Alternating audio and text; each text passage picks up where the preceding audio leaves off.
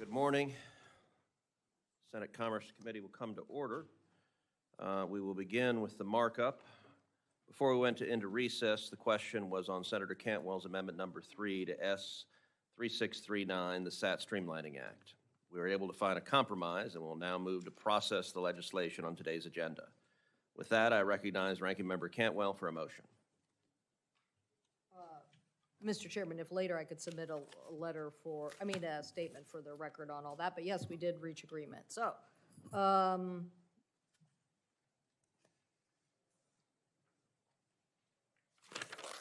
move that S 71, Baby Changing on Board Act as amended by Blackburn, substitute as modified, S 1898 Orbits Act of 2025, S 2585 MAP for Broadband Funding Act as amended by the Fisher substitute as modified, S 3198988 Lifeline Location Improvement Act of 2025 as amended by the Lujan substitute as modified and Lujan 1 as modified, S 3266 US MMA Athletics Act of 2025 as amended by the Wicker substitute, S 3468 National Programmable Cloud Laboratories Network Act of 2025 as amended by Young 1, S 3639 SAT Streamlining Act as amended by the Cruz-Cantwell substitute as modified, and S 3700 FAA SMS Compliance Review Act of 2026 as amended by the Cantwell substitute as modified be favorably reported. Is there a second? Second. All those in favor say aye. Aye. All those opposed say no. The motion is agreed to, and the bills are ordered to be reported favorably. I recognize Ranking Member Cantwell for another motion.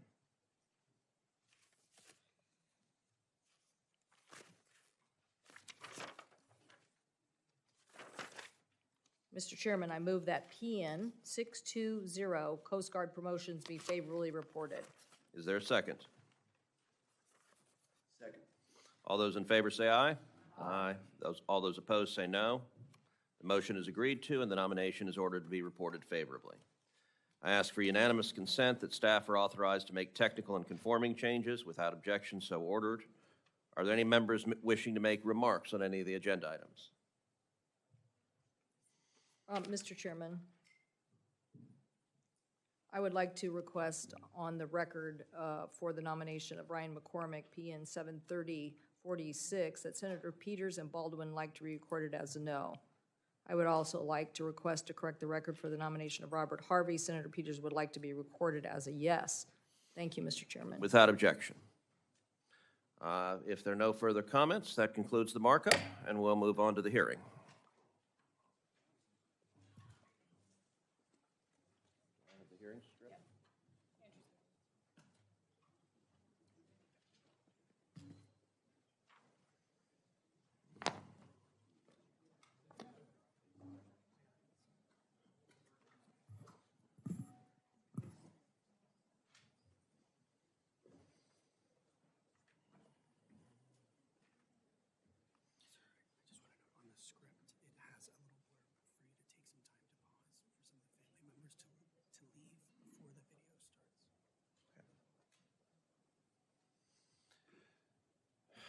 Good morning.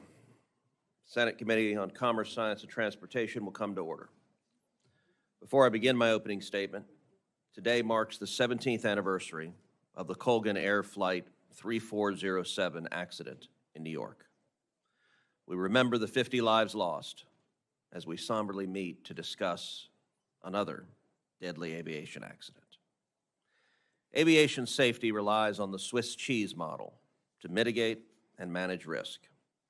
Layers upon layers of human intervention and technology are meant to close any vulnerabilities or figurative holes left by the previous layer. Unfortunately, just over 1 year ago, that safety system failed just 3 miles from here at Ronald Reagan Washington National Airport. For more than 15 years, pilots, controllers, and reams of aviation data detected at least one near mid-air collision each and every month at National Airport. In 2013, after a helicopter and plane on approach to DCA nearly crashed into each other, controllers and helicopter operators formed a working group to improve coordination in the local airspace. That group met often, and at some point even elevated recommendations to revise and improve mapped flight routes to show known hotspots. But their suggestions were ignored. That's one of the many failures uncovered by the NTSB that, had people responded differently, tragedy would have been avoided last year. I want to commend NTSB Chairwoman Jennifer Homendy and all of the NTSB staff for their efforts.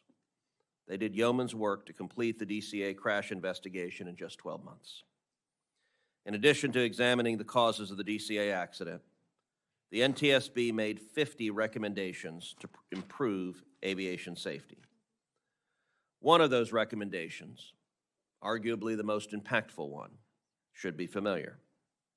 For the 18th time, let me repeat that, for the 18th time, the NTSB is urging aircraft in busy airspace to have ADSB on board. Had the Black Hawk and Bombardier CRJ been equipped to receive ADSB location signals on January 29th, 2025, the pilots would have been warned of each other's exact position nearly 1 minute before impact. And 67 people would still be alive today.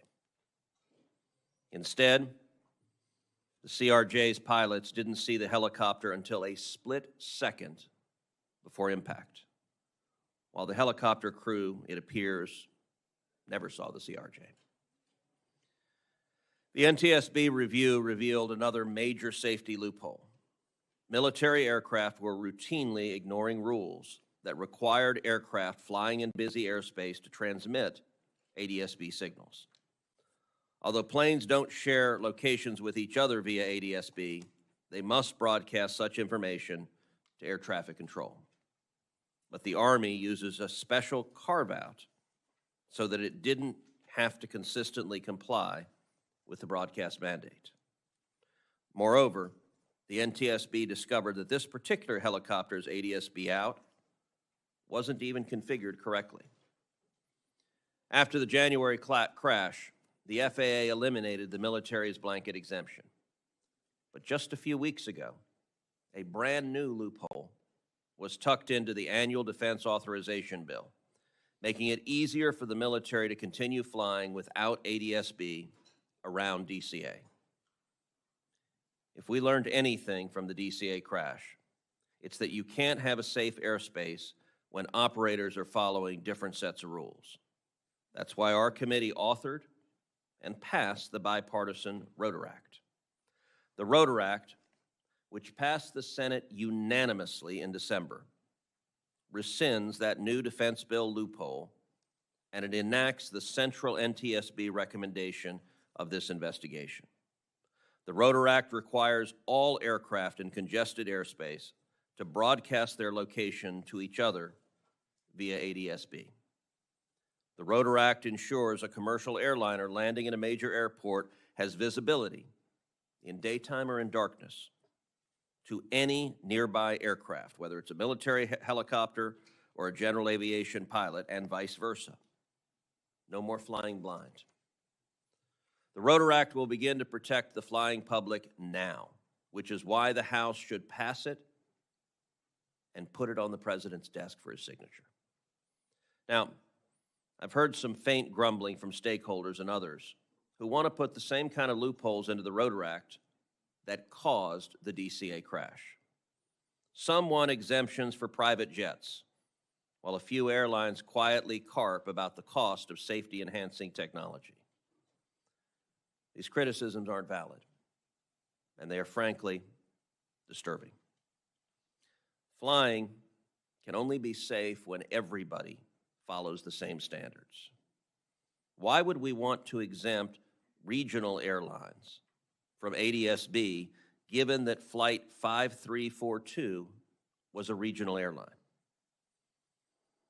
I hope my House colleagues don't wait for another accident or for the NTSB to have to come back and recommend ADSB for the 19th time before acting. And the notion that somehow private jets should receive a blanket exception makes no sense whatsoever. I don't know how anyone can look in the eyes of the victims' families and justify that argument.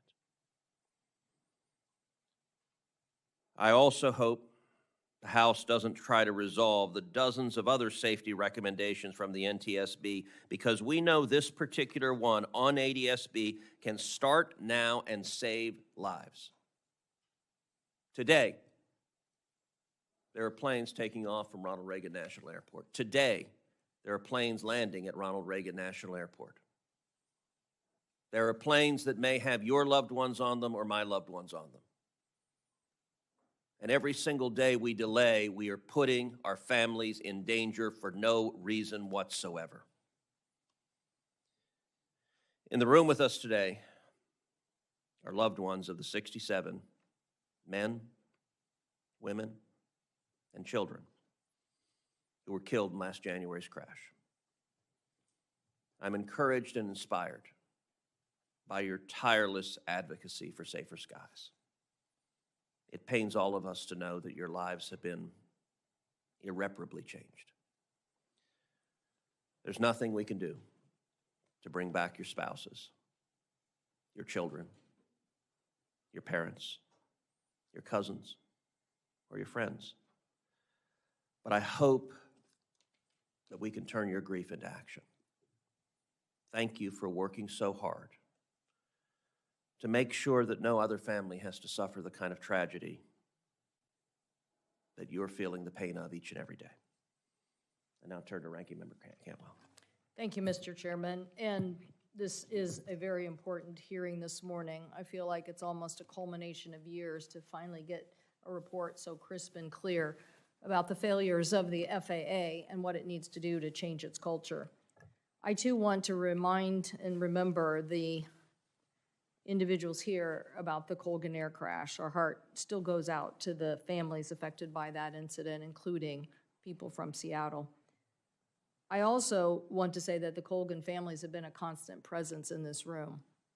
And while that is not the way the political system is supposed to work, where the victims have to come and be the biggest advocates for safety, that is certainly what the Colgan Air families have done. So we certainly remember them today.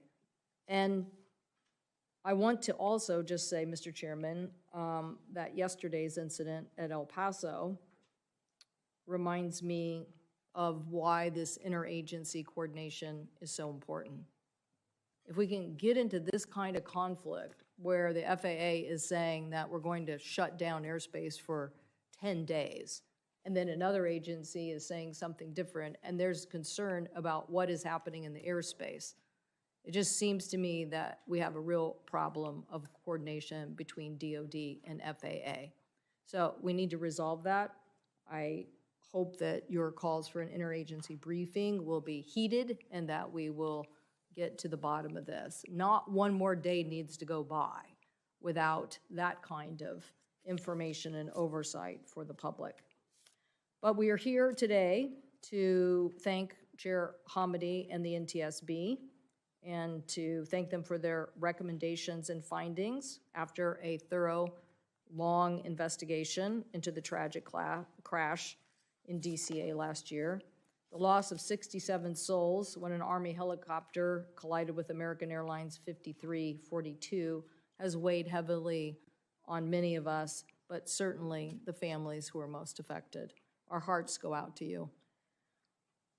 Many of the family members are here today, and I know they will be following today's discussion very closely.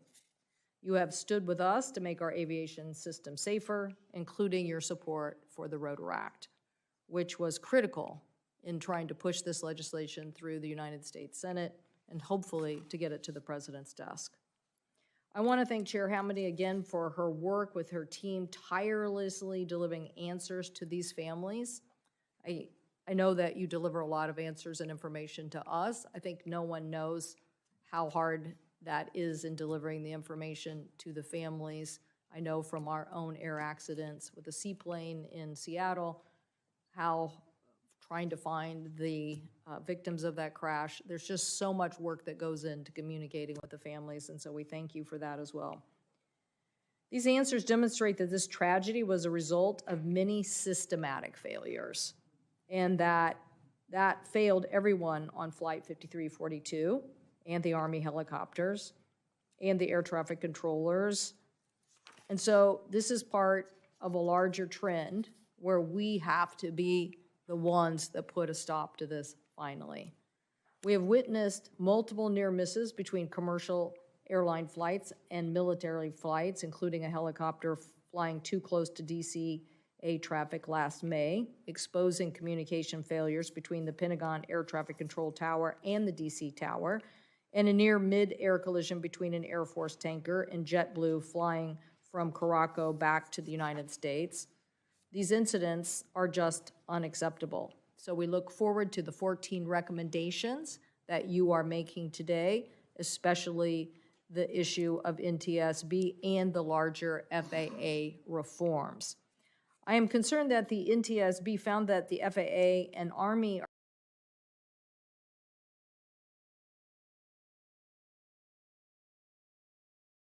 how can a congested airspace rely on see and avoid? Other traffic around National Capital Region, the NTSB found these practices created an unacceptable risk, especially without the help of a key safety technology that we've already implemented in so many other aspects of our airspace, ADS-B in and ADS-B out. NTSB has also emphasized having TCAS is not enough, not enough. The CRJ pilots did not get air traffic alerts at lower altitudes below 900 feet, and pilot alerts are more limited if ADS-B in data is not feeding into the system. Last week, the NTSB issued their 18th recommendation in 20 years on this type of technology, ADS-B in and out, that basically is the alert system that we expected in the digital age to be implemented 20 years ago. So recommending that all aircraft are required to fly in a controlled airspace with this to ensure pilots have real-time awareness and traffic alerts both in the air and on the ground is just the last piece of an aviation safety system safeguard that has been recommended for years. And the question is, why hasn't someone been doing it? Money cannot be the answer because the cost of lives has been too great. The Bipartisan Rotor Act also is key in the NTSB recommendations, and it will help to save and strengthen the oversight. NTSB reinforced that the FAA and Army had access to safety data in years leading up to the crash that warned of heightened risk of mid-air collisions in DC, but the FAA failed to act on that, as did the Army. So NTSB's investigation of the DCA collision and the Air Alaska door plug accident showed that the FAA's safety management system has been superficial at best. While the FAA has mandated SMS, a safety management system, which means when you have a safety problem, you have to stop and fix it. That's all that safety management system means. It means you have to stop and fix it. It means don't keep going on production, don't keep going on your system until you fix the safety risk.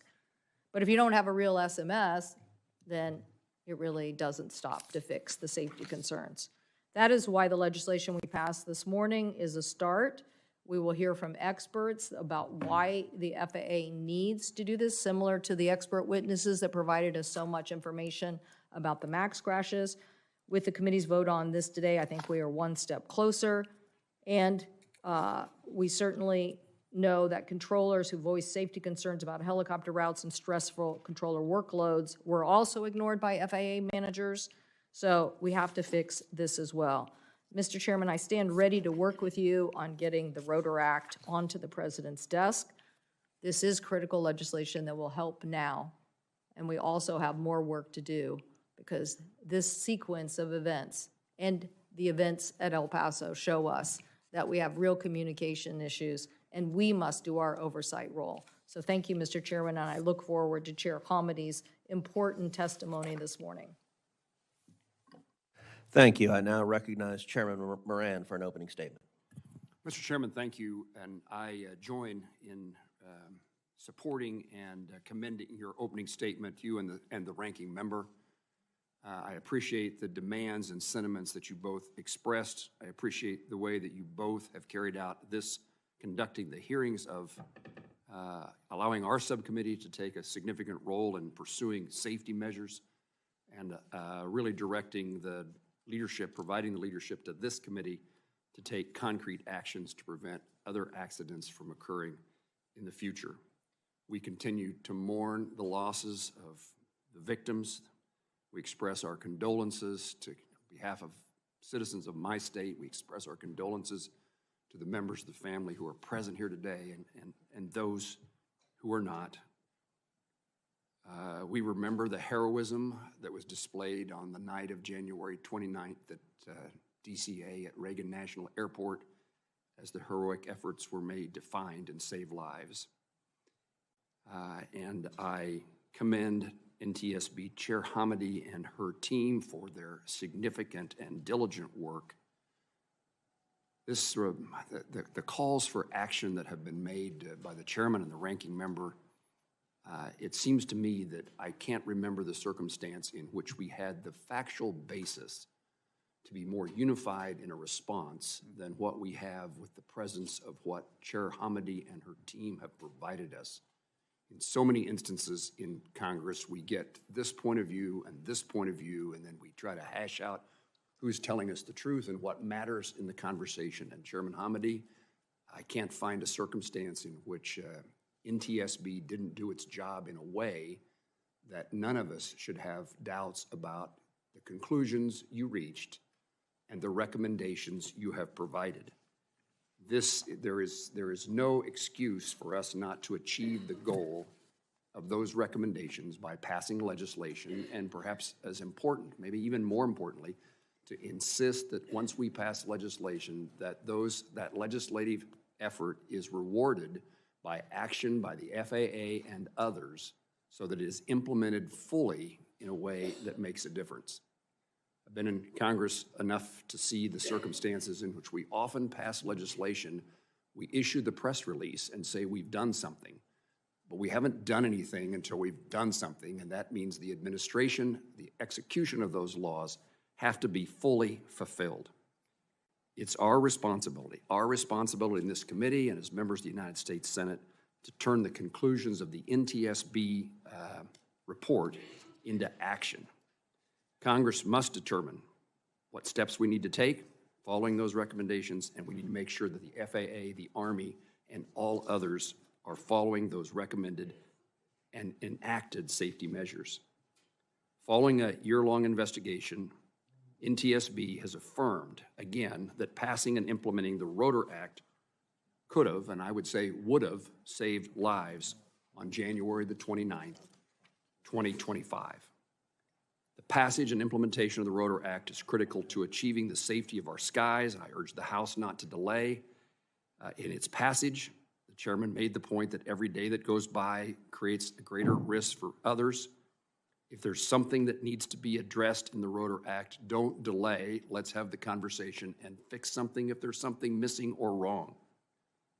That doesn't mean watering it down. It means fully implementing the Rotor Act as passed, just as soon as we make certain we've got it right. Additionally, Congress must continue to provide the funding that is necessary to further modernize our aviation system, advance new technologies at the FAA. The FAA administrator was in front of us with a roundtable discussion yesterday about implementation of advanced technologies in the system. And we must continue to recruit, train, and support air traffic controllers. No steps back, moving forward, act on the recommendations, and make sure that January 29th never occurs again. Mr. Chairman, I thank you. I appreciate the opportunity I've had to work with you, Senator Cantwell, and Senator Duckworth in this regard. Thank you, Ranking Member Duckworth. Thank you, Mr. Chairman. Thank you also to Ranking Member Cantwell and to my chairman of the subcommittee, Senator Moran, who's been a joy to work with as a partner on this issue. Chair Homendy, I want to thank you and the entire team at the NTSB for carrying out your mission without fear or favor to independently investigate the DCA Midair collision. You provided FAA, DOD, Congress, and most importantly, the families of the victims of Flight 5342 clear answers explaining how this deadly crash happened. And you've given us a framework to ensure such utterly preventable tragedies never happen again. Many of the NTSB's findings from the DCA Midair collision point to issues that have persisted for years. The urgent need to address the air traffic controller shortage, the need for advanced safety technology, and the unacceptable lack of coordinated communications between the FAA and the DoD. I've repeatedly sounded the alarm on these issues, and I haven't been the only one. The NTSB found that in prior years, rank-and-file controllers working in the DCA tower sought spacing of at least 4 miles in trail, while Potomac TRACON controllers asked for a decrease in DCA's dangerous airport arrival rate. Yet FAA management failed to act on the warnings being raised by an understaffed and overworked controller workforce that was clearly struggling to manage the busiest, most congested runway in the United States. FAA's failure in the face of blaring alarm bells screaming out that it was a matter of when, not if, one of the near misses at DCA would become a deadly tragedy is, unfortunately, emblematic of a chronic crisis that's plagued FAA for years under multiple administrations, and an unacceptable culture of complacency. Chair Homendy, 826 days ago, you sat in that very chair in this very room to testify alongside FAA at a hearing I convened on addressing close calls to improve aviation safety. That day, your message could not have been clearer as you warned everyone, and I'm quoting you, "The concerning uptick in such incidents is a clear warning sign that the U.S. aviation system is sharply strained. We cannot wait until a fatal accident forces action. We must act before there is a tragedy." And your message was embraced by many in this chamber in a bipartisan way. As I recall, I opened that hearing by stating that our nation is experiencing an aviation safety crisis. Near misses are happening way too frequently, and I refuse to be complacent and waiting to act until the next runway incursion becomes a fatal collision. 826 days ago, we had that exchange. That recognition is why I fought so hard to protect the 1,500-hour rule and to stop Congress from adding more flights to DCA. Unfortunately, on that latter fight, I and the members of Virginia and Maryland delegations were soundly defeated. And as the NTSB report found, the intense traffic demand in the region forced Potomac TRACON to routinely reduce the trail spacing between aircraft, which increased the workload on DCA air traffic controllers. Tragically, the one audience that refused to hear these messages was the one entity with the authority to act, the FAA. And it seems as if the FAA's complacency has only hardened over time, regardless of which political party controls the White House. Again, this is a bipartisan failure. The NTSB report showed that the FAA failed to conduct annual reviews of helicopter routes in the DCA airspace leading up to the DCA Midair collision, reviews that would have shown the helicopter route was too close to an approach runway. A review of helicopter routes would have also potentially prevented some of the 15,000 close calls between airplanes and helicopters in the DCA airspace that took place between October of 2021 and December of 2024. We have long known about the mounting strain on air traffic controllers. That is why I will continue to reiterate that any investment in our ATC system must be informed by and prioritize the most important asset of the ATC system, its people.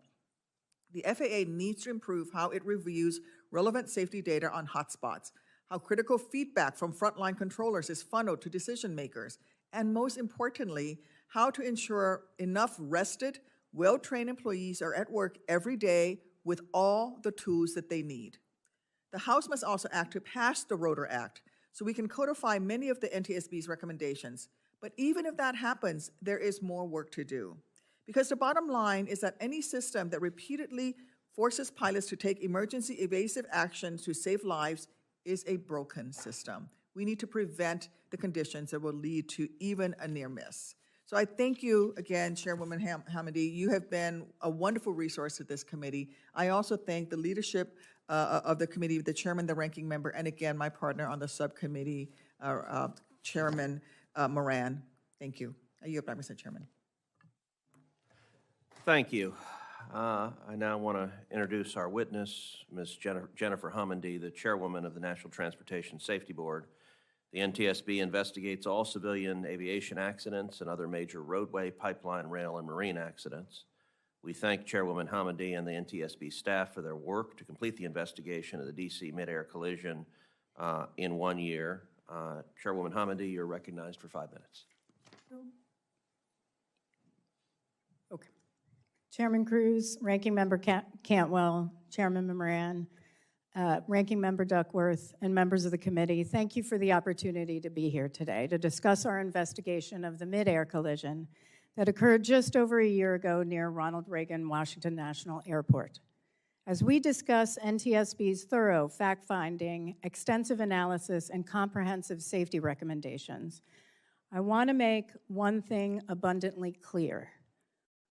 We should not be here today. In this room, sitting with us or watching online, are family members of the 67 people who died on January 29th. We are so sorry for your loss. You should not have to be here because, as I've said many times, this was 100% preventable.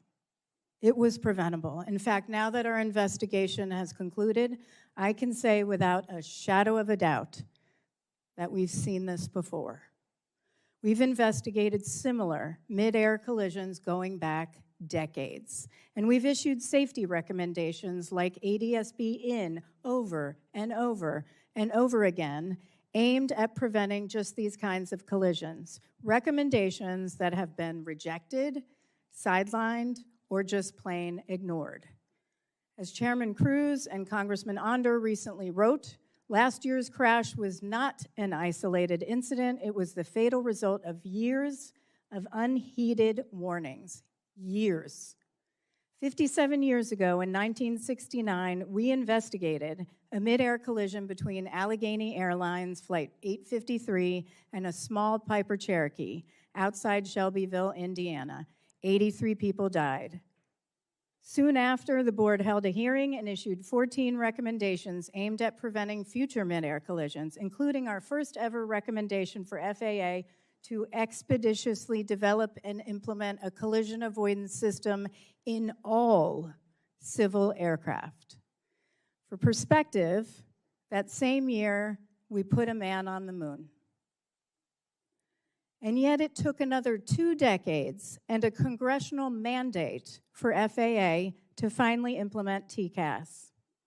TCAS didn't prevent this accident, but there are technologies that are readily available that could have. If I could pull up my slide, while that's coming up, with ADSB in, and what I'm, maybe I'll give it a second. With ADSB in, hopefully it'll come up.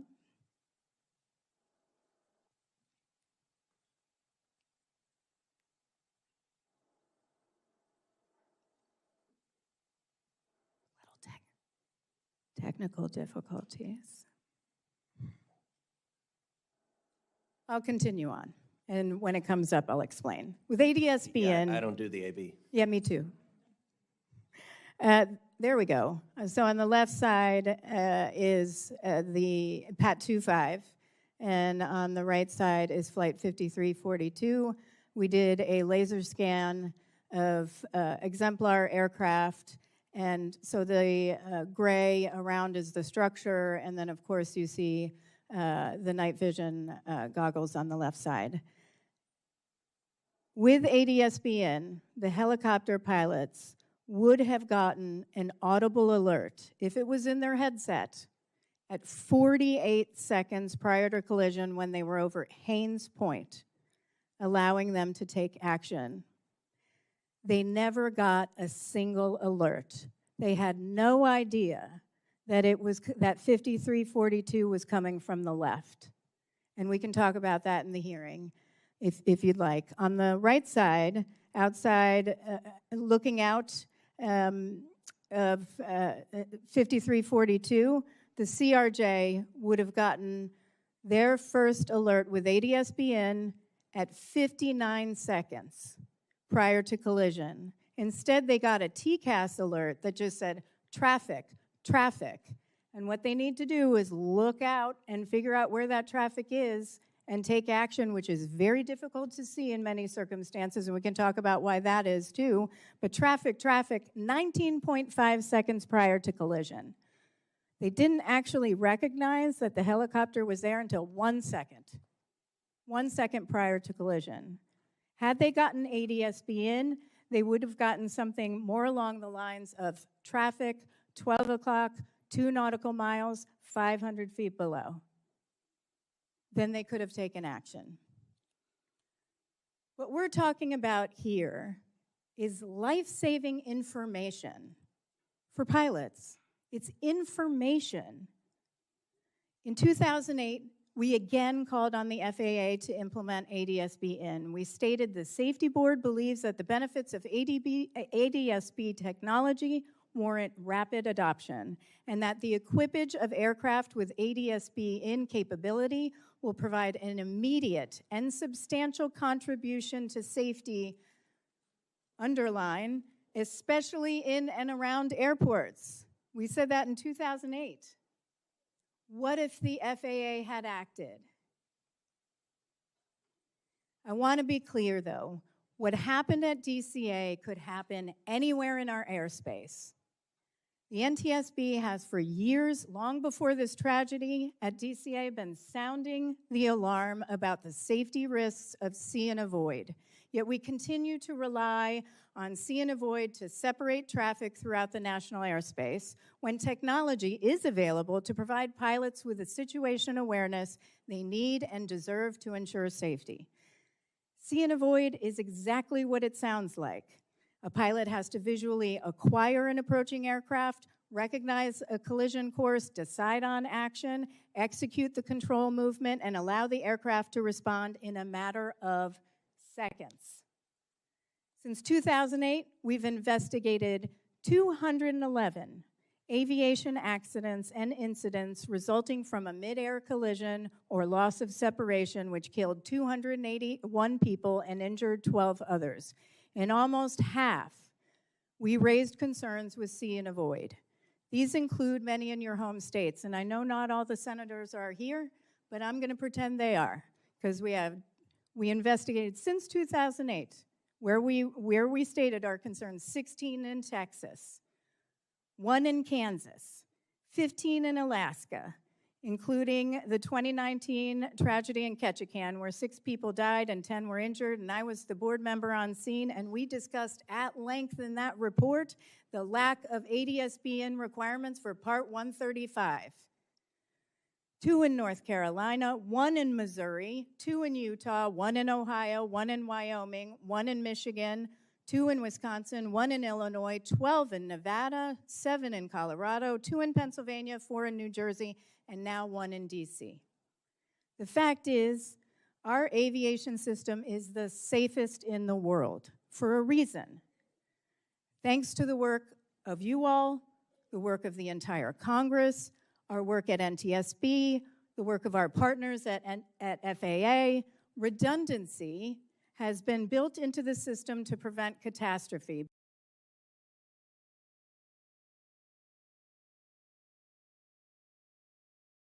The system is complex, but it is generally safe, which means many, many things have to go wrong for a tragedy like this to occur. And we have an obligation to fix those vulnerabilities. The question before us is how many more people need to die before we act? How many more people need to die before we act? I've heard others say it can't be done, it's too expensive, the technology isn't available, the risk is only at DCA. None of that is true. Absolutely none of it. The technology is available with an iPhone or an iPad a headset, this is mine, and a cable, and a few $100s for a receiver. That's what this is, ADSB and receiver. Even the oldest general aviation planes can be outfitted with ADSB in.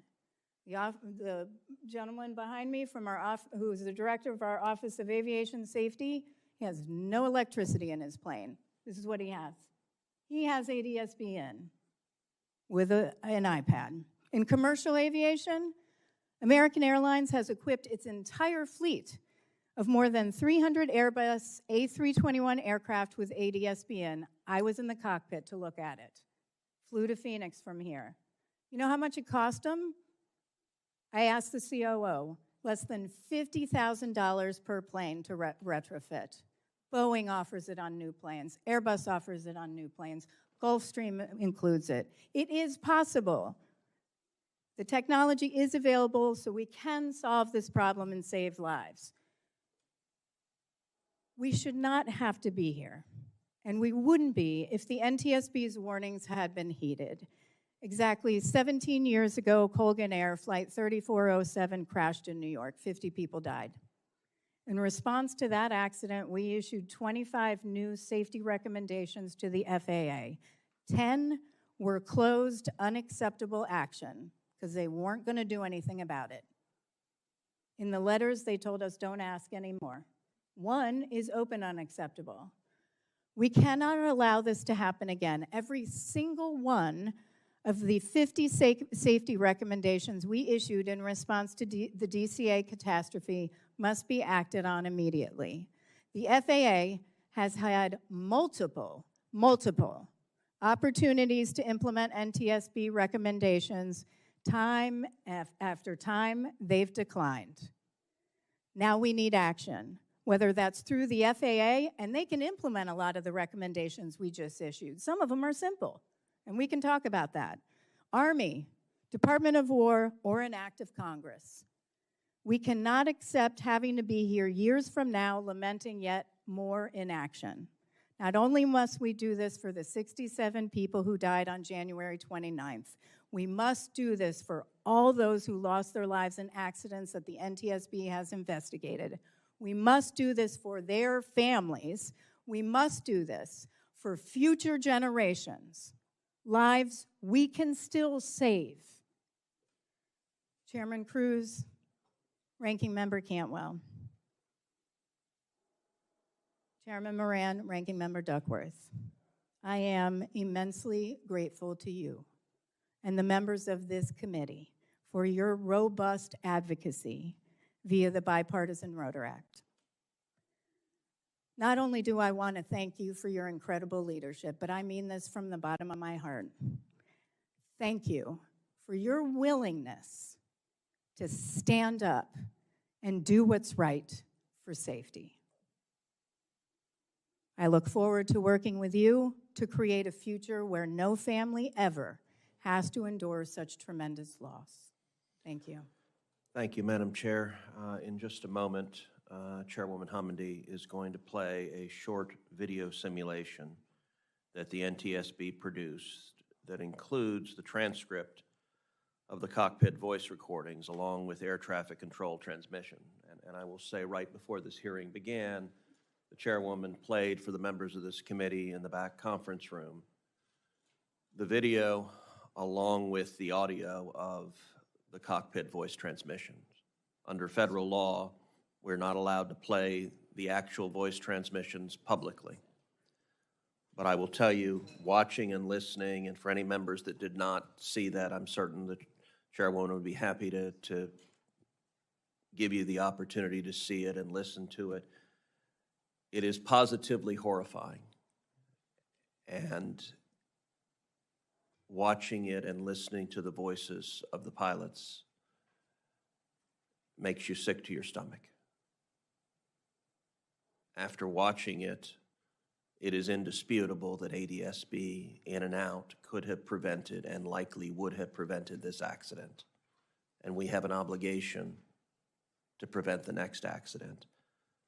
I do want to give a moment if any of the family members wish to step out and not watch the video. We'd certainly understand that, and so I want to give you an opportunity if you would prefer not to watch it. And Madam Chair, you can play the video now.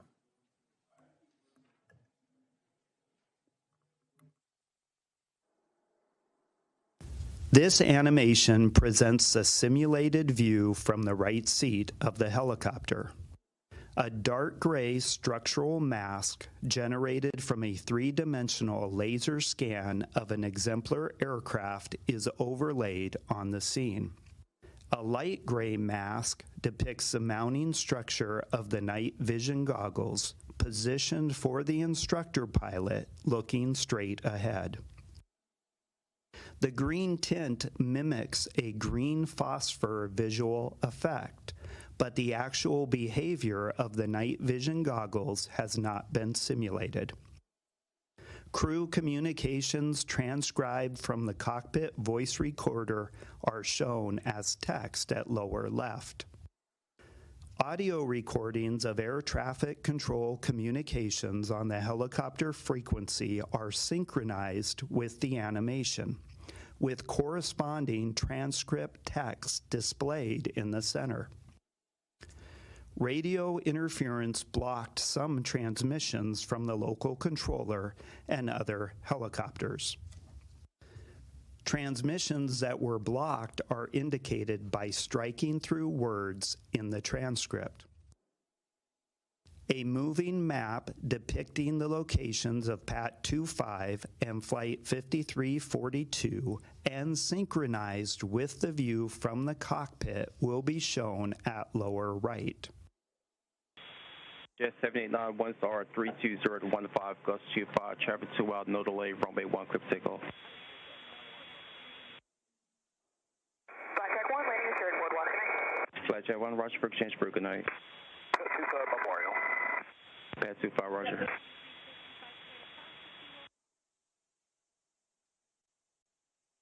American 3130 Washington Tower 1 star 31014, gust 25, runway 1, clear to land.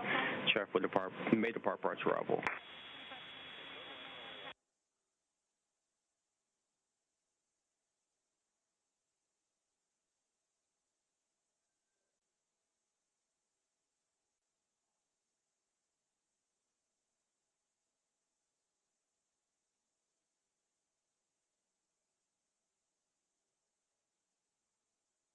Jet 789, concept on Barge, good day. American 3130, slow the funnel. Pad 25, traffic just south of Wilson Bridge to CRJ at 1,200 feet, start from runway 33. This separation approved. American 1630, tower runway 1, lot boy, traffic throughout, start from runway 33, this traffic on 6 mile funnel.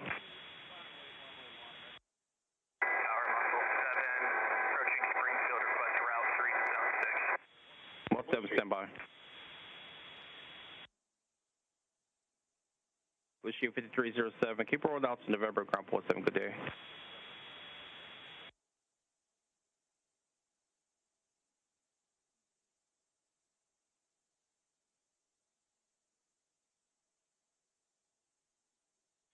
Good evening, Air Care 1 with you, single medevac. American 1630, 1 star 32014, gust 25, traffic 2 mile left base, runway 33, no delay, runway 1, clear for immediate takeoff. Muscle 7, 0 request. Most of you say route 3 to zone 6. Most 7 approved.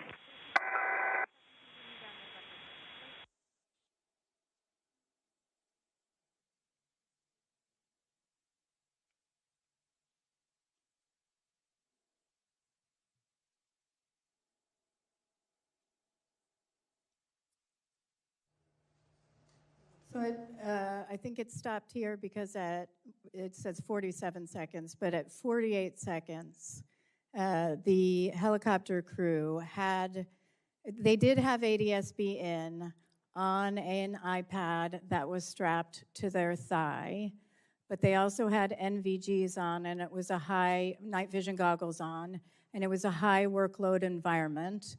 And so they didn't look down, you don't look down constantly in this airspace with NVGs on it would be very difficult.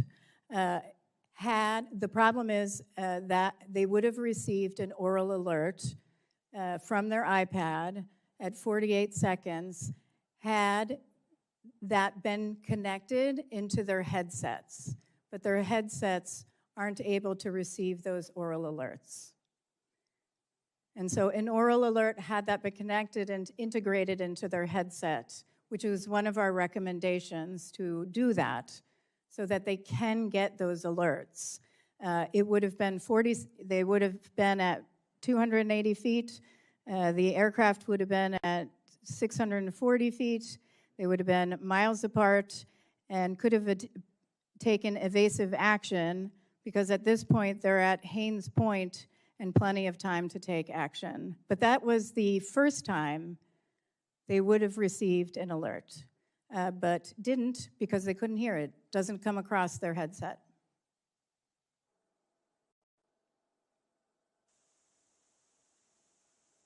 National Tower, good evening. Air 1's with you. Single medevac helicopter 1,000 feet, 29901 on the altimeter.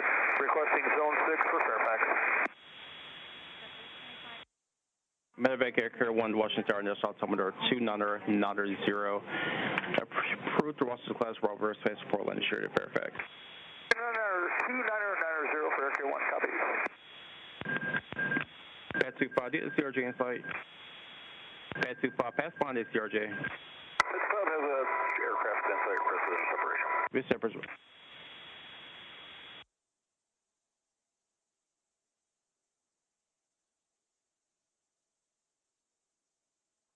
American 472 Washington Tower 1 star 32017.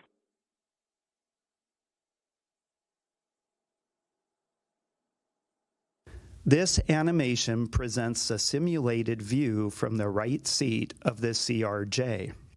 A dark gray structural mask generated from a three-dimensional laser scan of an exemplar aircraft is overlaid on the scene. Crew communications transcribed from the cockpit voice recorder are shown as text at lower left. Audio recordings of air traffic control communications on the airplane frequency are synchronized with the animation, with corresponding transcript text displayed at lower right. A moving map depicting the locations of both aircraft synchronized with the view from the cockpit is shown at upper left. Jet 789 1 star 32015 Gust 25 traffic 2 out, no delay, runway 1 clear for takeoff. Clear takeoff, runway 1, no delay, Jet 789. Flight Jet 1, Roger for exchange for good night. Pad 25, Roger. Washington Tower, American 3130 with you, runway 1. American 3130 Washington Tower 1 star 31014 Gust 25 runway 1 clear to land. Traffic will depart, may depart prior to arrival. Okay, clear to land, runway 1, American 3130.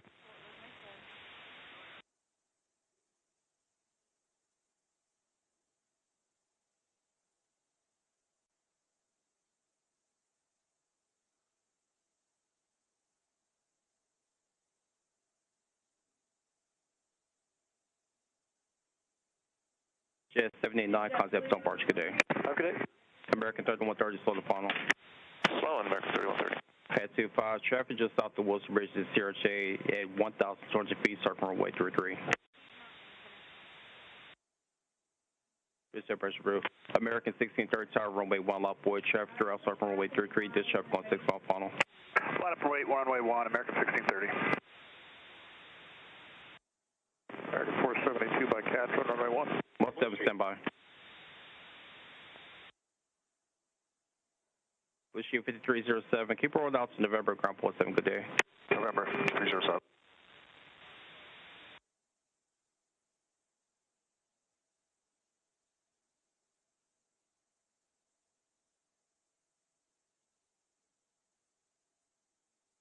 American 1631 star 32014 Gust 25. Traffic 2 mile up base from runway 33. No delay. Runway 1 clear for immediate takeoff. Number 1 clear for takeoff. American 1630. Muscle 70 request. At 59 seconds, This is where Flight 5342, had they had ADSB in, would have gotten their first alert. That would have been their first alert had there been ADSB in. And I know there's been statements made, but the helicopter wasn't transmitting ADSB out. Even if this aircraft had ADSB in, it wouldn't have mattered. Because at DCA, you have something called TSB. It's Traffic Information Service Broadcast. They have ground radar stations that take information from transponders and other aircraft in the air that have ADSB and relay it back up to aircraft that have ADSB in. So they would have gotten their first alert, and it would have sounded something like traffic, 12 o'clock, 2 nautical miles, 500 feet below, or low altitude. What you're going to hear in a minute, or in just a few seconds, at 19.5 seconds, is what they actually did hear. And that's, we'll go ahead and play.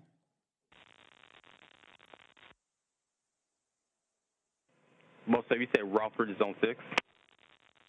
Most 7 approved.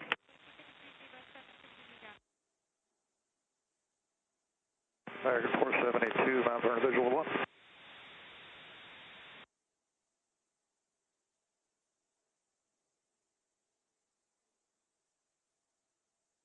Medevac Air Carrier 1 to Washington Tower, National Altimeter 290, approved to Washington class Rover Space Portland, insured at Fairfax.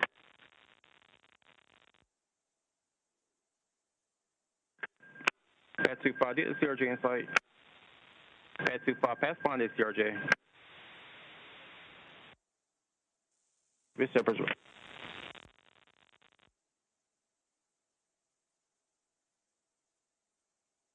American 4782, my bad, Mount Vernon, visual. American 472, Washington Tower, 1 star 320 to 17.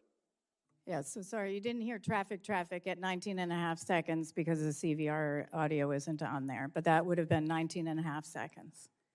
And then at that point, at traffic, you're looking out, trying to figure out where the traffic is. Helicopters down in the lights.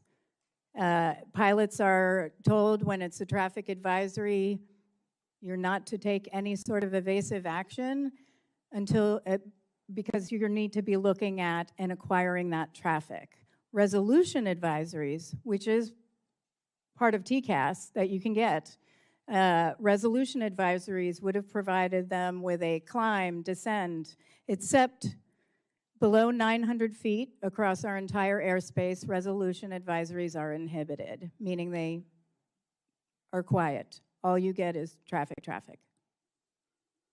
What we're talking about is timely information for pilots.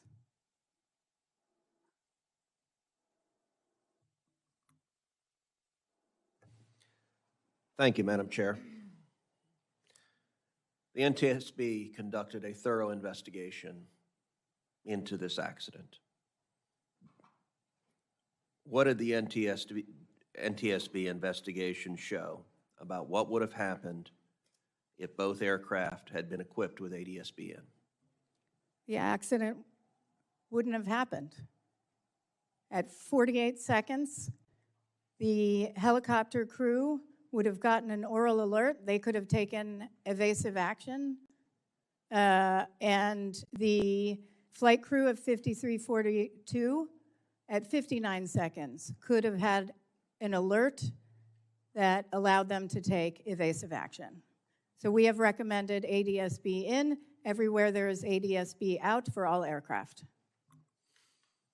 As you know, the Bipartisan Rotor Act, which passed out of this committee and which has passed to the Senate unanimously, every Republican, every Democrat has voted for it, mandates ADSB in and out on aircraft flying into congested airspace.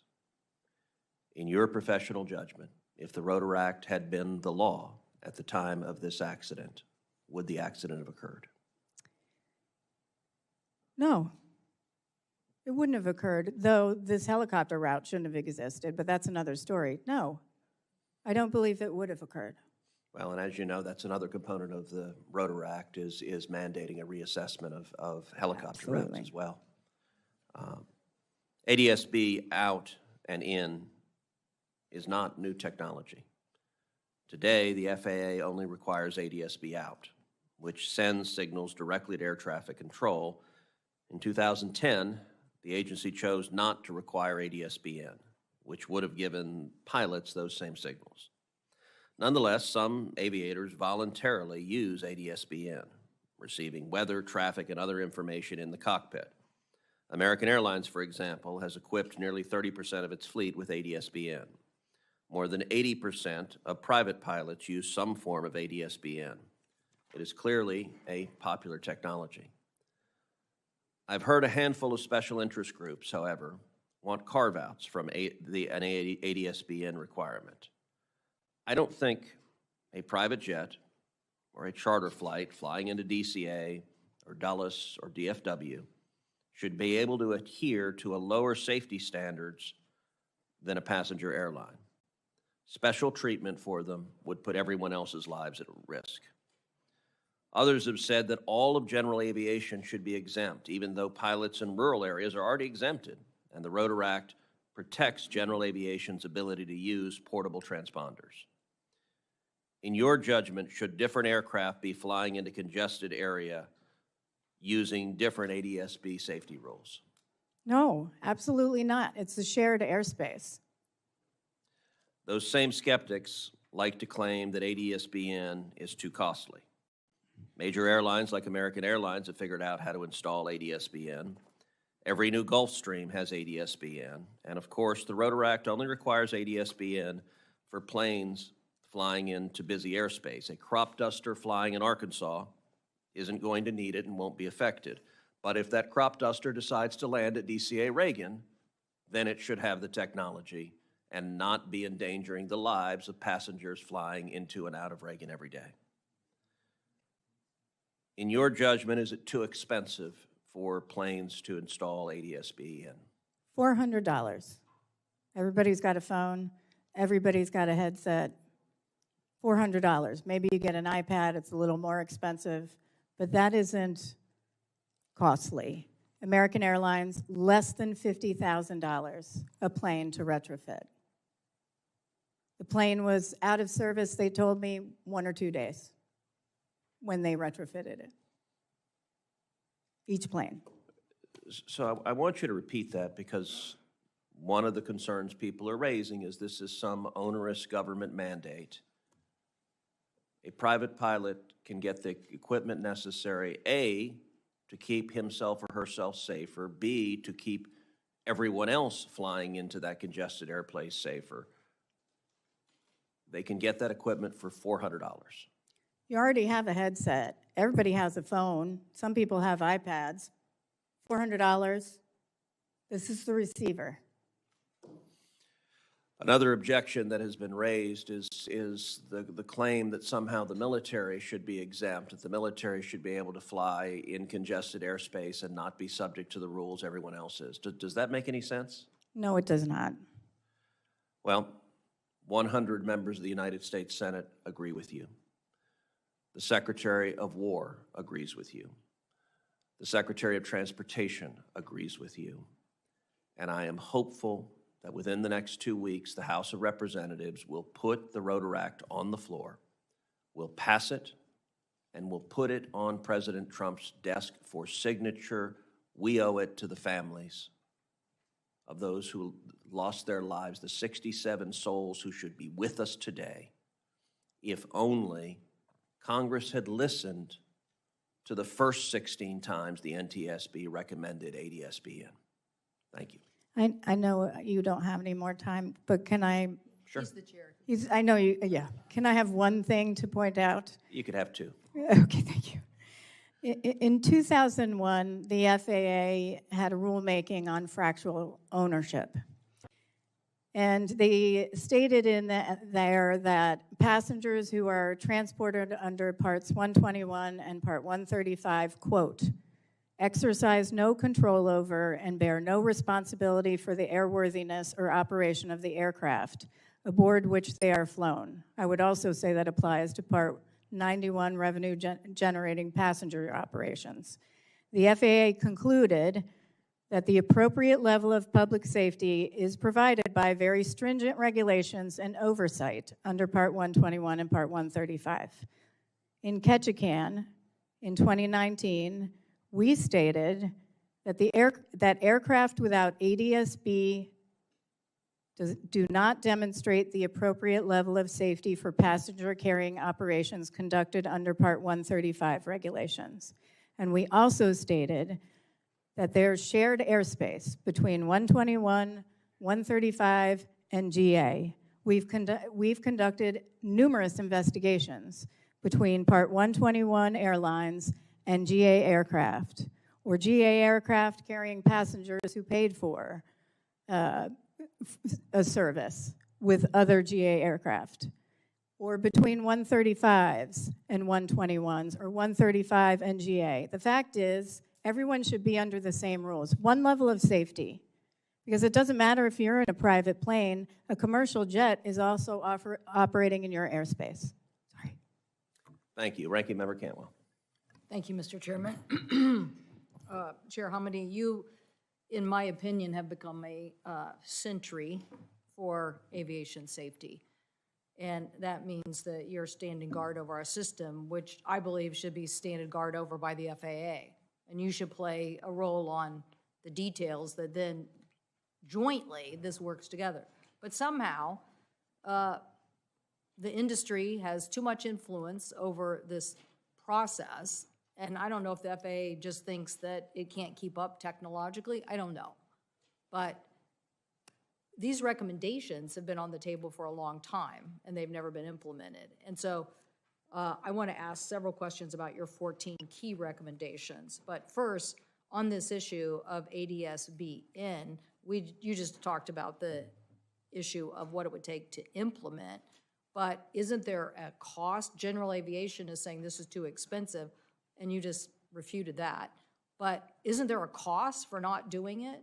NTSB data showed that between 2006 and 2025, they investigated 153 midair collisions involving general aviation operators, compared to 1 midair collision and 4 near-mid collisions involving commercial jets. So these general aviation accidents have cost 198 lives. So there is a huge cost to general aviation for not doing this. Isn't that correct? That's correct. Unfortunately, when you do rulemaking, the DOT puts the price of a life at $11.6 million. The NTSB considers all life priceless. You can't put a price tag on a life. How many times did you or your individuals listen to the audio tapes here? Quite a number of times. Hundreds? If I combined everyone, yes. So I think that's the difference. You're listening to this, analyzing this, and you are steadfast in your recommendations, and somehow these guys are listening to other voices and saying, we don't have to do it because there's a cost. And I got news for the FAA. In the digital age, that's not going to stand, because we all can see this information, and we need an FAA that basically is on top of this and will push through the regulations to implement. So on this issue, a safety management system, which is basically part of the requirements, you're basically saying that they didn't integrate a system. Would a safety management system, with the number of near misses that you said were alarm bells going off in the cockpit, demanded that this route no longer exist? A safety management system, a properly implemented safety management system should have identified the risk. But it is pretty clear from our investigation that did not occur. Would it not only identified it, but would have required, once identified, to fix it? Yeah, once you identify, then you look at your mitigations, and then you implement those mitigations and monitor those mitigations and reevaluate for change. But in this case, there were numerous warning signs from people within the FAA saying, we have a problem here. Then there was their own data that they weren't even looking at, 15,214 close proximity events. I can tell you this much. you know, the FAA requires a lot of data. They've got 10 different systems just for midair collisions. But they don't actually have a definition for what they consider as a midair collision, a near miss. Not one single definition. So then you have people who aren't looking at the data. Then you have the tower who is trying to raise concerns over and over again, year after year, and not being heard, told to go away. And I have to tell you, this same scenario that occurred on January 29th also occurred in 2013 between a military aircraft and a private commercial jet. It was averted, same thing happened. So we need an aggressive FAA in this air traffic control office and safety office on aviation safety to actually collect data, report on data, and my guess is we're going to have to get some of this data and review it and require hearings, because otherwise this job isn't getting done, it appears to be. Yep. So if you would just comment on San Antonio, El Paso for us about this newest event. I don't know a lot. I don't know anything Okay. about El Paso other than what I read. It's not something that we handle. However, you know, from what little I know, I will say there has been miscommunication or no communication between at least the Army and FAA for years. Now, the Army, the 12th Battalion participated in the helicopter working group, but in general, having conversations. Which this is, in this accident, the key issue as well. The conversation should have been happening, and we obviously had a rule that somehow got changed that allowed this to happen, and that it wasn't an accurate assessment even after the rule was changed, so. Yeah, and if you don't mind me mentioning, listen, the reason why the NTSB has the party system, when we do an investigation, we invite entities who are technical experts into our investigation, like FAA, like the Army, like, you know, and a number of others, PSA, you name it, in order for us to get the evidence we need to conduct our investigation. They're not part of the analysis, right? But during that time, it's been a year. During that time, parties get that information in real time and can make change immediately. They don't need to wait for our final investigation to come out with 50 recommendations. You know what the best result of an investigative report is the best thing that has happened in years at the NTSB in Missouri, actually. In Missouri, actually. I wish Mr. Schmidt was here to hear it.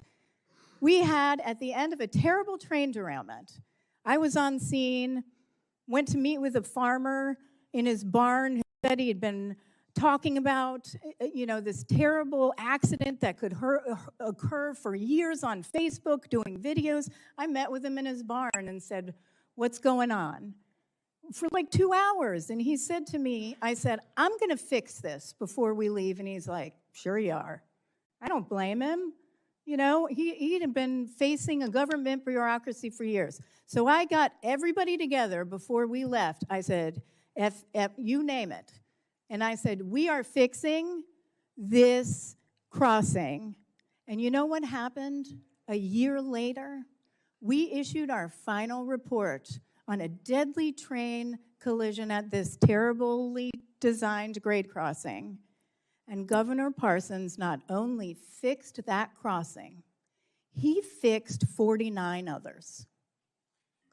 And we issued no recommendations. The failure in this report is that we had to issue recommendations. Now, I'm going to get a briefing from FAA on their reorganization, but we can't be just shifting around the deck chairs. ATC didn't contribute to this. We need reform. Well, other people here need to listen. Thank you, Mr. Chairman. Thank you. Senator Wicker. Thank you, Mr. Chairman, and also thank you, Ranking Member Cantwell and former Chairman Cantwell for asking that question about El Paso. Senator Cantwell and I were leading this committee during the time when we were investigating the 737 MAX 8 tragedies. And this is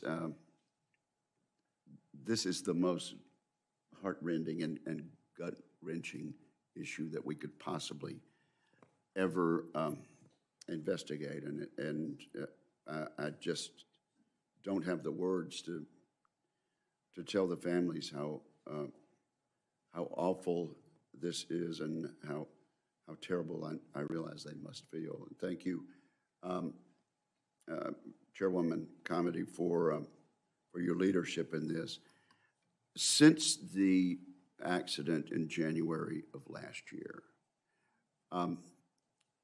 what has changed at Reagan National Airport between the FAA, the towers, and the National Guard in the interim before our act can be passed by the House? Well, one thing that did change is that we issued 2 urgent safety recommendations for immediate action in March of this past year, just a couple of months after the accident occurred, calling on the Secretary of Transportation to take action about the helicopter route itself, Route 4. And within 2 hours, it's the fastest we have ever had an entity implement our recommendation. Within 2 hours, he did so. He prohibited mixed traffic between Haynes Point and Wilson Bridge, which is now in an interim final rule before him, but he's continued that prohibition on mixed traffic and has required ADSB out in the airspace. He has authorized additional personnel in the tower. However, the tower is facing some challenges. The numbers are lower because a lot of people are going through training, but a number of other measures need to take place. Oh, sure, but he's done a great job. I understand that, but things have been done within weeks of this accident based on your recommendations. Yes, and I have to say, this was his first day on the job. Right, yes. It was his first day on the job. This will forever stay with him, which is why he is so committed to aviation safety, and he's been an excellent partner on this with us. Now, when you speak to skeptical members of the other body, is it the cost to general aviation that they mention as the only reason they're skeptical about the bill? What other reasons do they give for not readily passing what's been passed unanimously over here? I've heard a number of things. I've heard cost. I've heard aircraft. That would be the cost to the general aviation owners? I've heard for everybody. Cost for general aviation, 135, 121, regional airlines, major airlines. I've heard difficulty in retrofitting, planes being out of service. I've heard privacy concerns. I've heard, and I'm sure Senator Budd is going to raise this, I've heard concerns about tracking aircraft with ADSB out, where some airports and third-party entities are tracking aircraft, especially GA aircraft, to charge them landing and ramp fees, which is something you all can address. Those are the main issues I've heard about. Let me ask you this. On the headsets, it just strikes me as so inconceivable that this helicopter had the ADSB, but the 2 pilots could not hear it on their headsets. Why was that, and how readily could that be fixed? So it can be fixed. We have issued a recommendation for them to have an integrated headset so that they can hear any sort of alerting. But we've also recommended better technology on the helicopters so they're not relying on iPads on their legs while they're in a night vision goggle, high workload environment. I will say the Army has been very responsive. They have completely replaced their helicopters at the 12th Battalion from the old Lima models to the new Mike models, and they have stated they're going to implement that technology. They're still working on the headset issue and haven't quite committed to that, but implement better technology for ADSB in and out by the third quarter of 2027, though they're asking for $500 million. So since you're in charge of that, I will ask for $500 million. And if the chair will indulge me, should the House pass this bill that has now passed unanimously in the Senate, should they pass it next week, how soon could it be implemented? I think certain measures can be implemented immediately. Some measures will take a little bit of time. I don't know how much time, but it would take a little bit of time. And FAA would have to sort some of it out through a rulemaking in that amount of time, like ADSB in, but in that amount of time, the risk still is in our airspace. So every day that goes by, we face the potential for another catastrophe to occur. Well, thank you for your stewardship of this issue. Thank you. Senator Duckworth. Thank you, Mr. Chairman. As our committee conducted oversight in the aftermath of the tragic DCA crash, I've noticed that the stories from FAA and the Army have gradually evolved over time. Specifically, my sense is that the information provided have come to resemble more of a telling of what should have happened rather than what actually happened. And I fear this pattern is yet another symptom of a complacent culture. For example, NTSB is now officially recommending that FAA and the Army engage in proactive data sharing. The lack of coordination between the FAA and the Army was on full display in May of last year when it was reported that the dedicated direct access line connecting the Pentagon Tower with the DCA Tower had not worked since 2022. Meaning that for more than 1,000 days, not a single soul ever used the hotline directly connecting the DCA Tower and the Pentagon's Army heliport. Now, in the aftermath of this scandal, which itself occurred only months after the preventable deadly DCA crash, FAA issued statements downplaying the impact, implying that the inoperable hotline was really no big deal because, look, controllers could just, and I quote, call each other on the telephone. But FAA cannot hand-wave away the scandal because FAA's Deputy Chief Operating Officer publicly admitted that FAA had no idea that the dedicated hotline was not working for 3 years. FAA had no idea until another Army helicopter incident, less than 4 months after the DCA crash, forced 2 commercial flights to abort landings at DCA. Meaning that after the tragedy of Flight 5342 civil-military collision, not one FAA employee thought, maybe we should test our direct communications line to the Army heliport from the DCA Tower. Chair Homendy, does the fact that the FAA's dedicated direct access line to the Pentagon was literally inoperable for years without anyone noticing serve as an apt metaphor for the sheer amount of work that must be done to improve communications between DoD and FAA? That one's still under investigation by NTSB, but yes, I would agree with that. Just yesterday, the FAA announced a 10-day temporary flight restriction in El Paso, then abruptly reversed it hours later.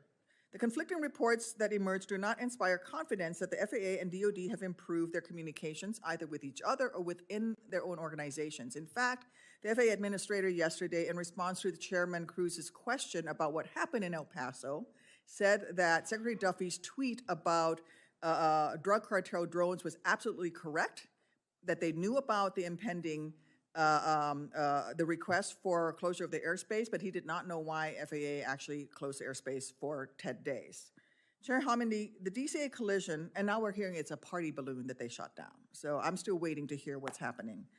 But Chair Homendy, the DCA collision, the May Pentagon go-rounds, the B-52 incident in South Dakota, and now El Paso showcases a severe lack of coordination. What must change at the FAA and DoD to prevent future coordination failures? What is at risk if there is no improvement? And has NTSB been included in some of these meetings with and coordinations between FAA and DoD? Because they were keeping you out for a while there. No, we are not part of that, but we would not necessarily be part of that, but FAA we can talk about separately because I do have some concerns there. Army actually worked really well with us. What we investigated was between the Army and the FAA, and there was no communication. I mean, the Army participated, the 12th Battalion participated in a helicopter working group that was formed by the tower because the tower was saying, hey, we've got a serious safety issue here and nobody's doing anything about it. Let's try to coordinate. But Army wasn't asking for data. They had their own safety management system problems, and there was lack of coordination. Look, I'm going to tell you, I worked 15 years on Capitol Hill, and we talk about this all the time. When you go to an agency, the lack of communication, even within a large agency and between agencies, is terrible. I don't understand it. People can't talk. It's astounding to me, but it's not surprising from what we've seen from the investigation. Would it be safe to presume that you would support Congress elevating the NTSB recommendations following the DCA Midair collision into a statutory requirement? Yes, and you can do that simply by requiring the entities to adopt the recommendations and reference our report without actually having to do language everywhere. What I will say, though, is we shouldn't wait to move the provisions in the Rotor Act. This isn't a wait on Rotor, move this legislation. This is a yes and. Congress can move many pieces of legislation every day. So it's a yes and. Thank you, Mr. Chairman. Thank you. Senator Moran. Senator Cruz, thank you. I intended in my line of questioning to reemphasize the importance of Rotor Act, but perhaps that has been accomplished in this hearing, although one would have thought that 17 other times it may have been accomplished, so maybe it can't be said enough, but I reaffirm my commitment to seeing the passage of the Rotor Act. A bit along the lines of Senator Duckworth about, and you talked about communication. One of the things, and I don't have any of the details in front of me, so you'll have to refresh my memory. But the number of near misses you mentioned in your opening statement that were reported at DCA in regard to potential collisions, but you also in an earlier testimony or in our conversations talked about the number of times that somebody at DCA reported a problem that they thought needed to be fixed, but it never worked its way up the chain of command. And I think that, as I recall, like nothing ever made it to the folks who actually could implement changes recommended by air traffic controllers or others involved in air traffic safety. Am I saying enough to refresh your memory about what I'm talking about? Yes, first of all, the data, which we actually obtained from the FAA in coordination with them, showed 15,214 close proximity events over about 10 years, 85 of which were near misses. But you also indicated today something I didn't realize. There's no real definition because those have been dismissed as unimportant. But to me, or to, I assume to Kansans and Americans, you hear a near miss, that means something. But apparently there's no definition that would awake somebody within the FAA. Yeah, they need a common definition because you all brought together FAA, NTSB, and the Army at one point behind closed doors. And I talked about the near-miss numbers that we had received from FAA, and all of a sudden FAA spoke up and said, no, it's 5. And I looked over, where'd you get 5? You somehow whittled down 15,214 to 5? Because there's no common definition. 10 different data sources, and it's whatever you choose it to be that day, a definition. And, from my standpoint, that is just one of many areas that they could have fixed before we even got to a recommendation. You fill in the spaces on my other aspect of my question about where things were reported time and time again, but never did anyone in the hierarchy ever hear of the complaints because there was timidity in complaining. Well, one, I would say the hierarchy at the Air Traffic Organization did understand what was going on, which was a problem. I mean, it was push it down, make it go away, not an issue, too political. Too political was from one of the interviews, not my phrasing. The leadership of the FAA probably were totally unaware. So you have the tower. That's the ultimate bureaucracy, by the way. I think at one point we counted the steps from the tower to get something all the way up to leadership. It was like 10 or 12 steps. It's ridiculous. Almost nothing made it to 10 or 12 steps, No. if I recall what you No, it made it to the district level and made it nowhere else. So what happened was the air traffic control tower said, you know what, we're going to have to take things into our own hands. So we're going to create this helicopter working group. So they did, not just with the military, but all the private operators, police, you name it, law enforcement. And they pulled together the working group. They did some work. They proposed to their hierarchy, hey, you know, we should move helicopter Route 4. Another time they said, we think we should put some hot spots, you know, on the helicopter charts, including at the end of runway 33, which we've seen is an area where we have a great concern for risk if there's a midair collision. And FAA's response, and then they had numerous reports just coming from the tower, written reports. They also had a report saying, we're getting too many requests from Potomac Tracon to reduce spacing between aircraft landing. There were so many reports, and each time it was, nope, or no, and this is the ultimate in bureaucracy. When the response to the hotspot was, yeah, we don't put hotspots on maps. Oh, the only hotspots we do on maps is for ground movement. Come on.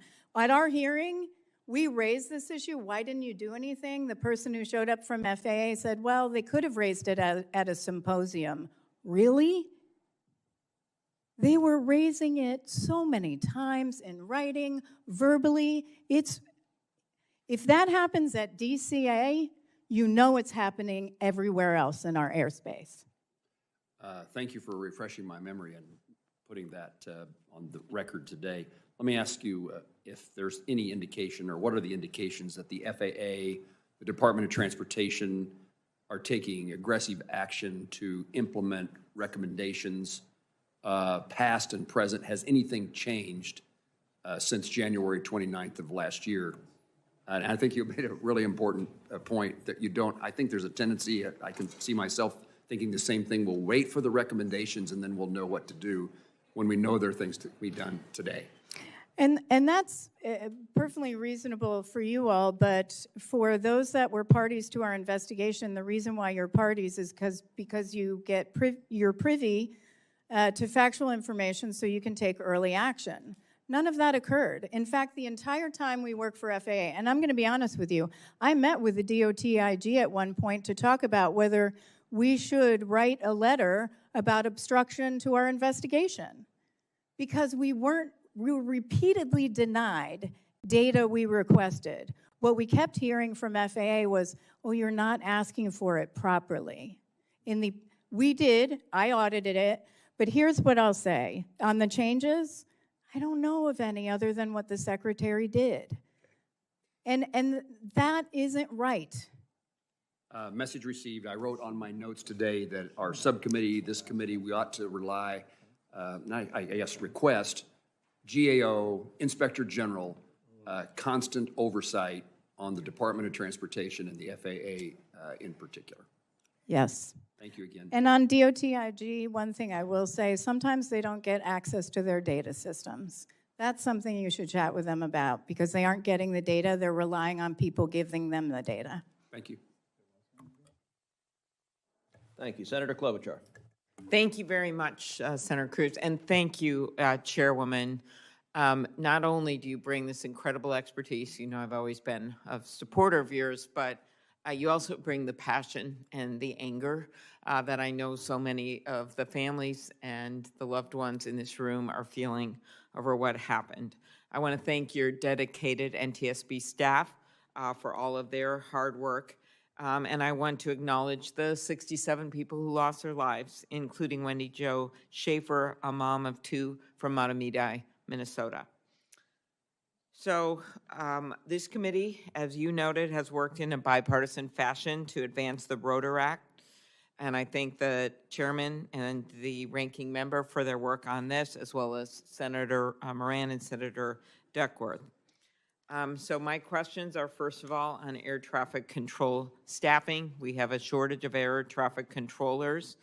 Former Senator Braun and I pushed to address staffing shortages by requiring the FAA to conduct maximum hiring of air traffic controllers.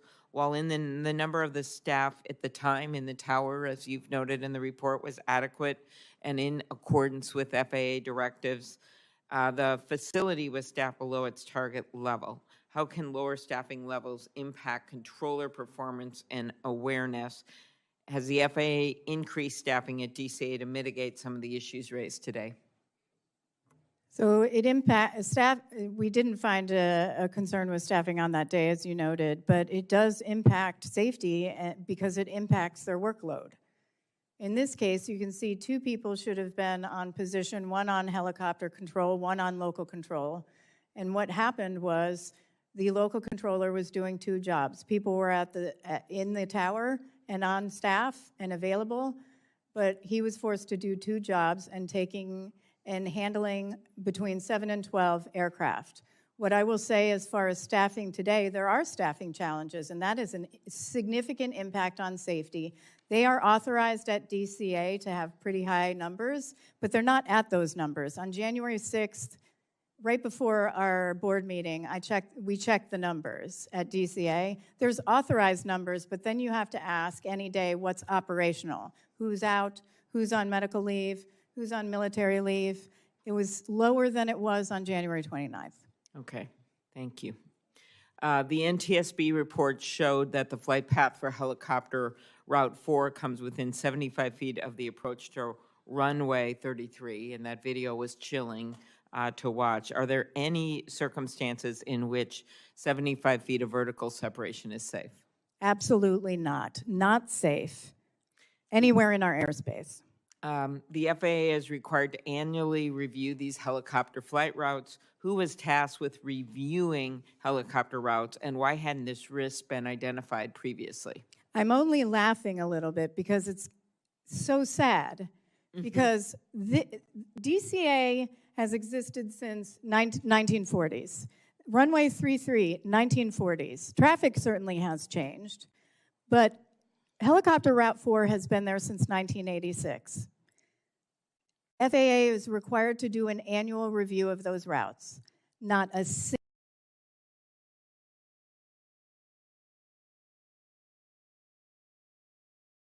when we asked who was responsible for doing those annual reviews. I think we asked NTSB or FAA.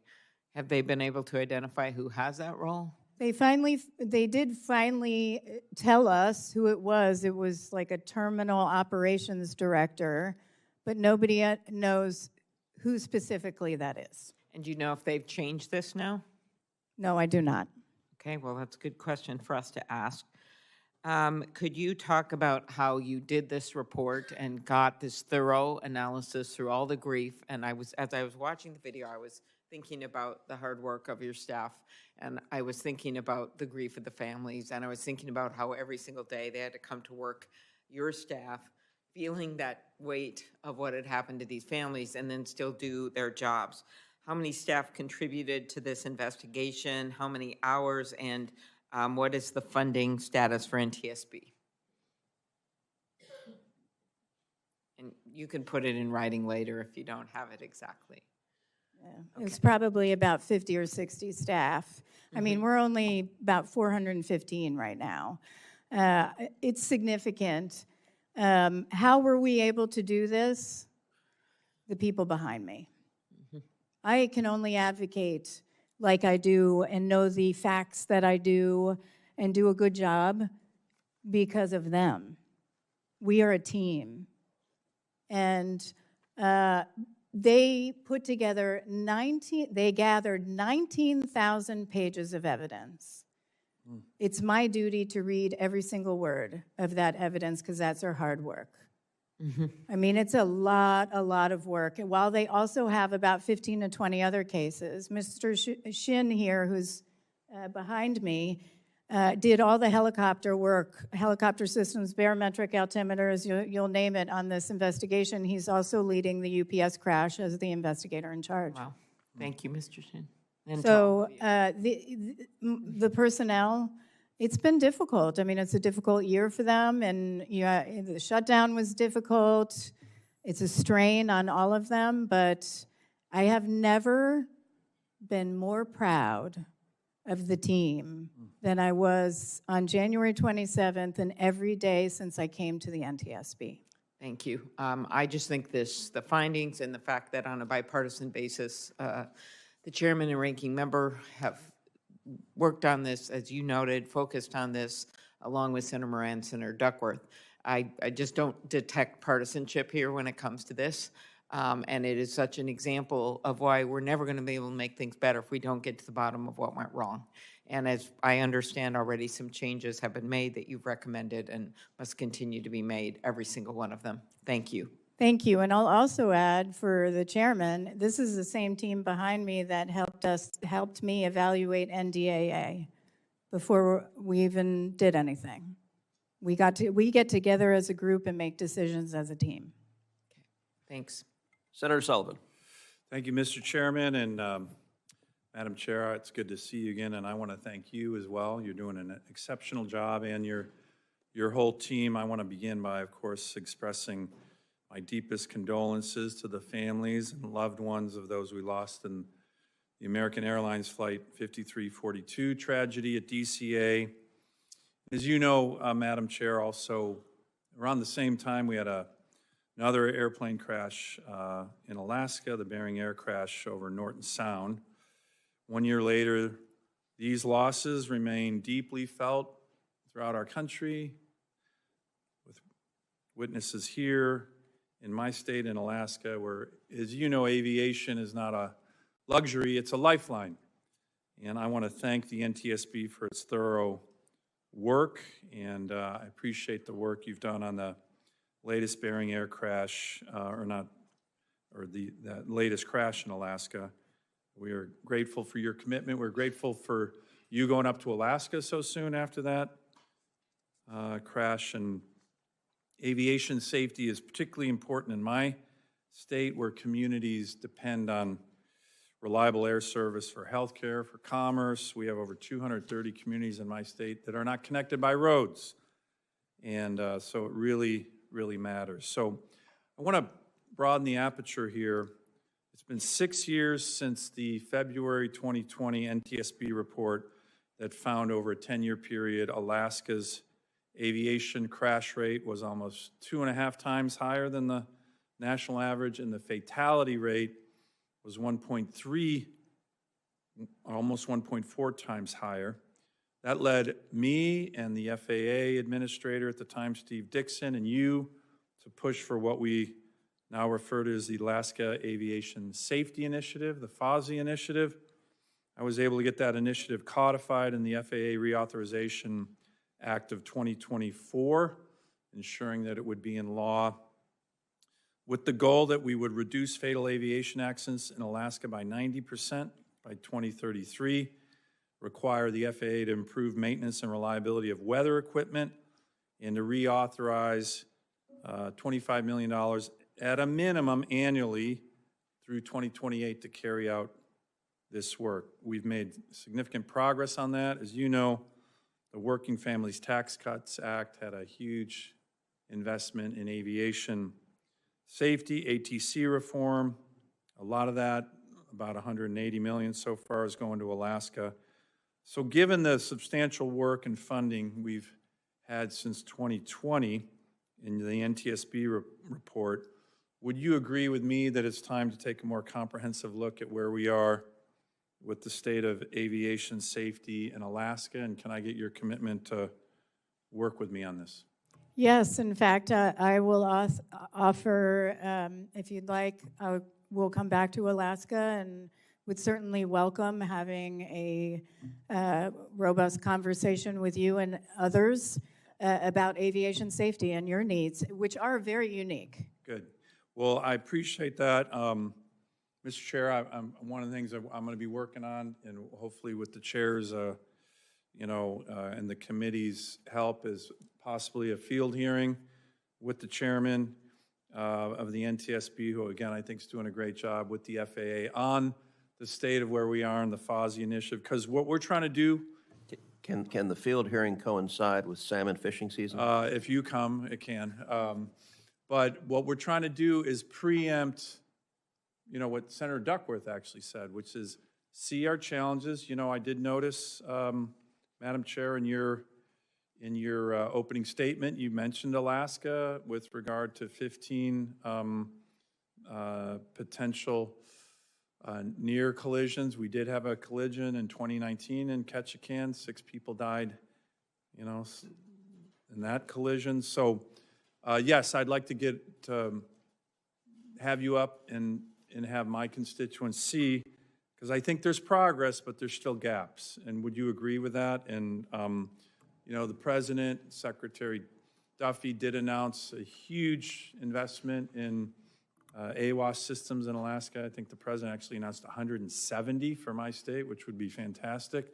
But we need to work on all elements of that. Can I get your commitment again on that? And are there any things that, from the preliminary look at the Bering Air investigation or your other areas of expertise that relate to Alaska, that you could kind of lay out right now here?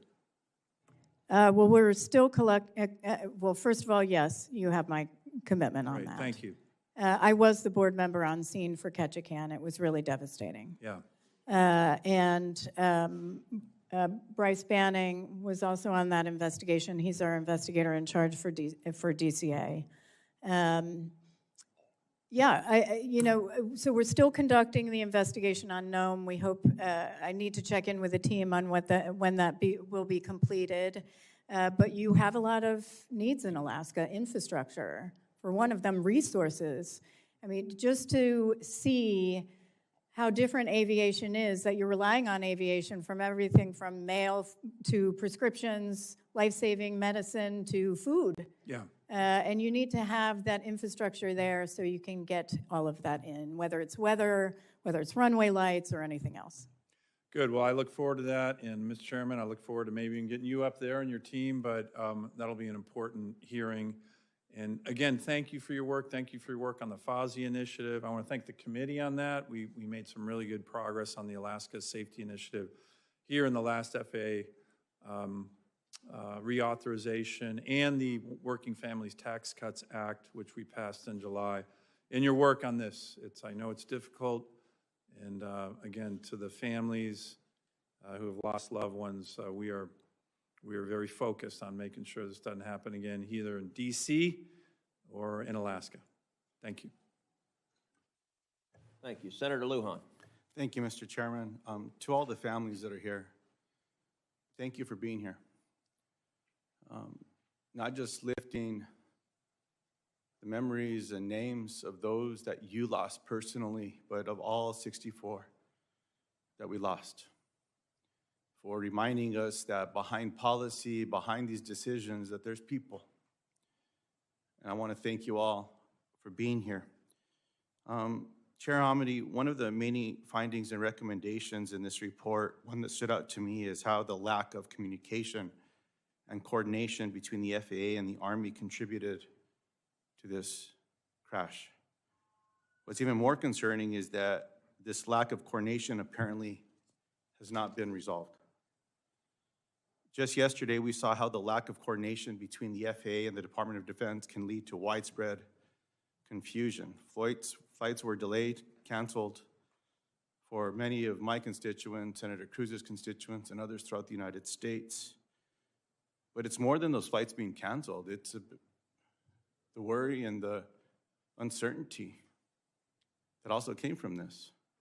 There's still been no answer from the President, from the United States government, from the Department of Transportation, from the Department of Defense, and now we're learning the Department of Homeland Security. They've all been quiet, and they stand behind what Secretary Duffy said, that it was about a drone incursion. Well, what's being reported now is that it was a laser that was on loan from the Department of Defense to the Department of Homeland Security Border Patrol, and that they shot a party balloon. I thought that was a technical term for some craft. A party balloon is a balloon any one of you would buy for someone's birthday party. And they shut down, they said they were going to shut down air traffic for 10 days without calling the White House, without calling the Department of Defense. Do you all know how long the airspace was shut down over Venezuela when the full force of the United States military went down there? 24 hours. Further, what's being reported is that the FAA and DoD have said that this technology was safe for air travel. It also says that there's accounts that there were DoD personnel on the ground there with Border Patrol. I appreciate Senator Cruz and Senator Cornyn making it abundantly clear that there needs to be a briefing in a skiff. I don't know why there needs to be a briefing in a skiff shooting a party balloon. But it's not just the Department of Defense that needs to be there, the Department of Transportation, the FAA as part of the Department of Transportation, the Department of Homeland Security, and the Border Patrol, and the people that were on the ground that did this. And I want to know why they're not communicating. So my question to you is, are you going to investigate this? Our mandate is to investigate after a tragedy occurs. I appreciate that. Let me ask you a different question. Yes or no, is a lack of federal coordination harmful to the safety of our airspace? Yes. Will the well, I just asked that as well. My other questions around this, Ms. Hamady, is with what Congress needs to do to make sure that the crash that you are here to share information about does not happen again. The question that Senator Moran asked about how many communications have there been throughout the years, whether it's under a Republican or a Democratic president, it doesn't matter, from air traffic controllers or from anyone else, have been silenced. I certainly hope that we're able to demand that that information be shared to this committee, to oversight, and that we have a real conversation about what it takes to implement those changes, because no administration has been willing to do this by rule, clearly. From the point that Senator Duckworth made, that even a phone that should be used to communicate is not even being utilized. A few years ago, I was in New Mexico at a site for aircraft that was used to put out forest fires at one of the command centers that is under, I believe, the jurisdiction of the United States Department of Agriculture. And when I was in there looking at this particular tower, they told me the internet didn't work inside the tower. And they were hesitant to tell me. Well, I started calling everyone that I could, and we got a bunch of folks on board. Chairman, I think your office might have even helped with this one. Well, now that tower has access to the internet, and the people in that air traffic tower are a little more safe than they were before it was out. If it's little things like that that are getting in the way of this because someone's being told you have to stay quiet, shame on all of us. And so as I close here, I know I didn't ask many questions in this area. I just certainly hope that we can get to the bottom of this, and that, Chairman, we truly can make things safer, and that we don't forget the names of those that have been lost, not just on this horrific crash, but on the others as well, and that we do something significant in this space. And I look forward to working with you and doing my part. You let me know how we can make this better. But in the case of what's happened in El Paso, southern New Mexico, it's not just a briefing in a skiff. I don't want to hear the spin. I don't want to hear the cover-up. I want to hear the facts. I want to hear the truth. I certainly hope that that briefing doesn't have to take place in a skiff. There should be information that's shared with the American people as to what happened there, because that can't happen anywhere else. We need people coordinating. I'm not suggesting we don't go after bad people or bad things. It's not what I'm saying. But we need to make sure that we're keeping people safe as we're also going after bad things throughout the United States that are endangering all of our constituents as well. Thank you for the time, Chairman. May I have 10 seconds? Just, and I don't know, we're not involved in El Paso, but what I will say is we did note the poor safety culture within the air traffic organization. And throughout our investigation, we found numerous people were afraid to talk to us. They didn't want to be formally interviewed. Some people actually came directly to me, and that would not be appropriate for me to talk to them in an investigation. So over time, our investigators were able to gain their trust to then interview them, but some people wouldn't provide their names. They were scared. I can't tell you the number of people who were just scared to speak up because they were worried about retaliation. At our own hearing, I had to get everyone to commit to not retaliate. Still that occurred, but it's not a good culture right now. I appreciate that. Thank you, Chairman. Senator Budd. Thank you, Chairman. You know, Flight 5342 was Charlotte-based flight crew, North Carolina. Pilot was in the Black Hawk. But wherever folks were from, even outside North Carolina, we never want this to happen again. Thanks for your work on this and that of your team behind you. Chair Hamady, I think you had this in your written testimony, but would you agree that ADSB in information is most effective when all aircraft are broadcasting ADSB out? Yes, sir.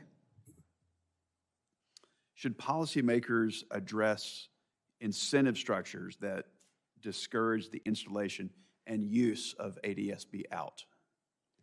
We don't have a formal position on that, but I will say yes. You know, as you mentioned a few moments ago, a couple questioners ago, some airports are now contracting with third-party companies to use ADSB out data to assess landing fees on operators.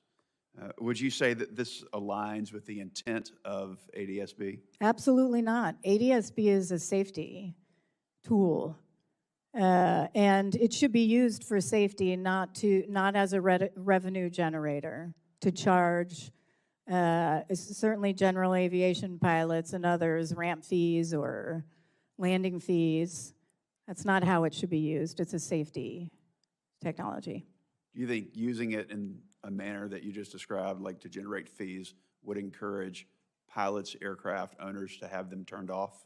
Yeah, they turn them off or just not install it at all or use it. That would discourage their use. So I would, and I believe you have legislation on this. I hope it moves because I think it should be prohibited. Well, to address the issue, I introduced the Pilot and Aircraft Privacy Act, which would prevent airports from using ADSB to assess fees on aircraft operators for that very reason that you just mentioned. I think it harms safety.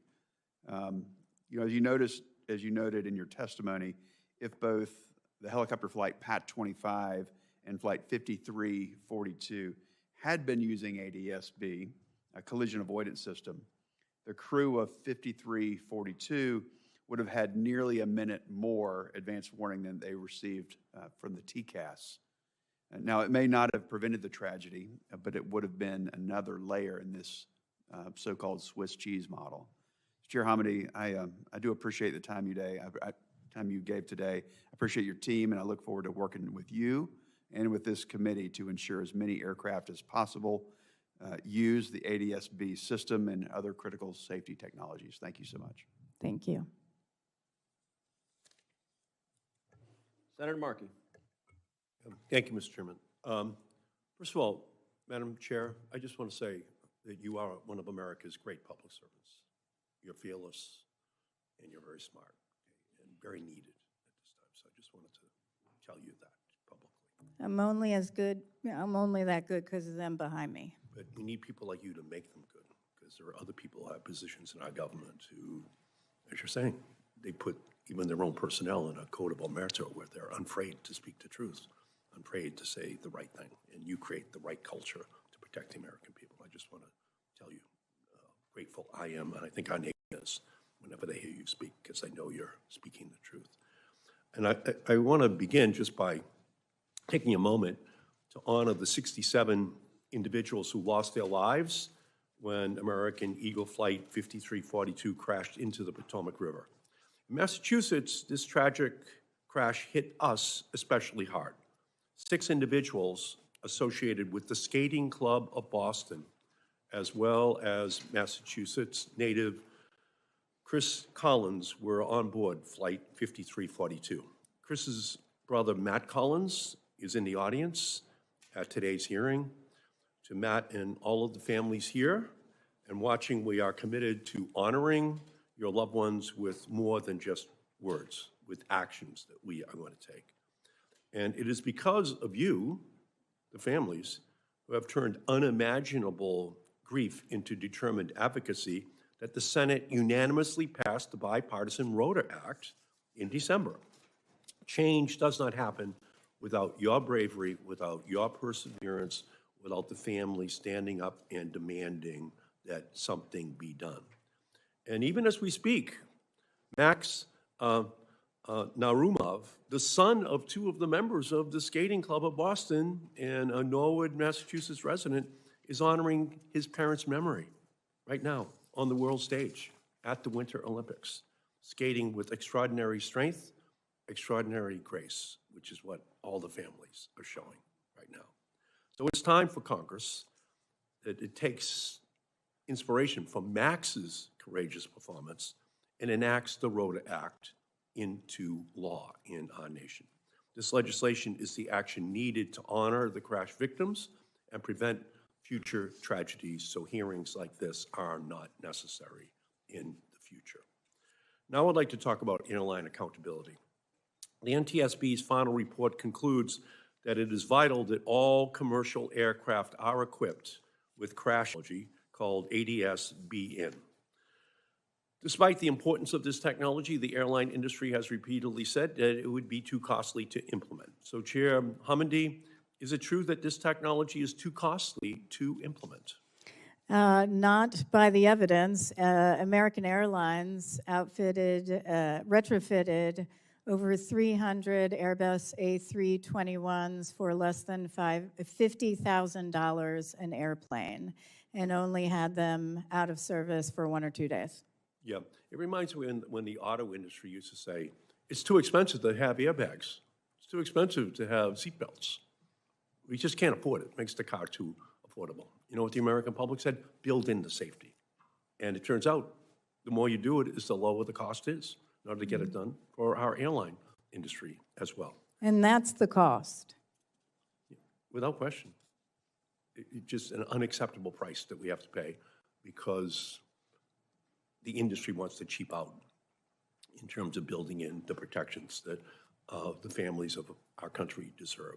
So I believe that an industry that rakes in billions in profits every year can afford life-saving technology for a very small cost.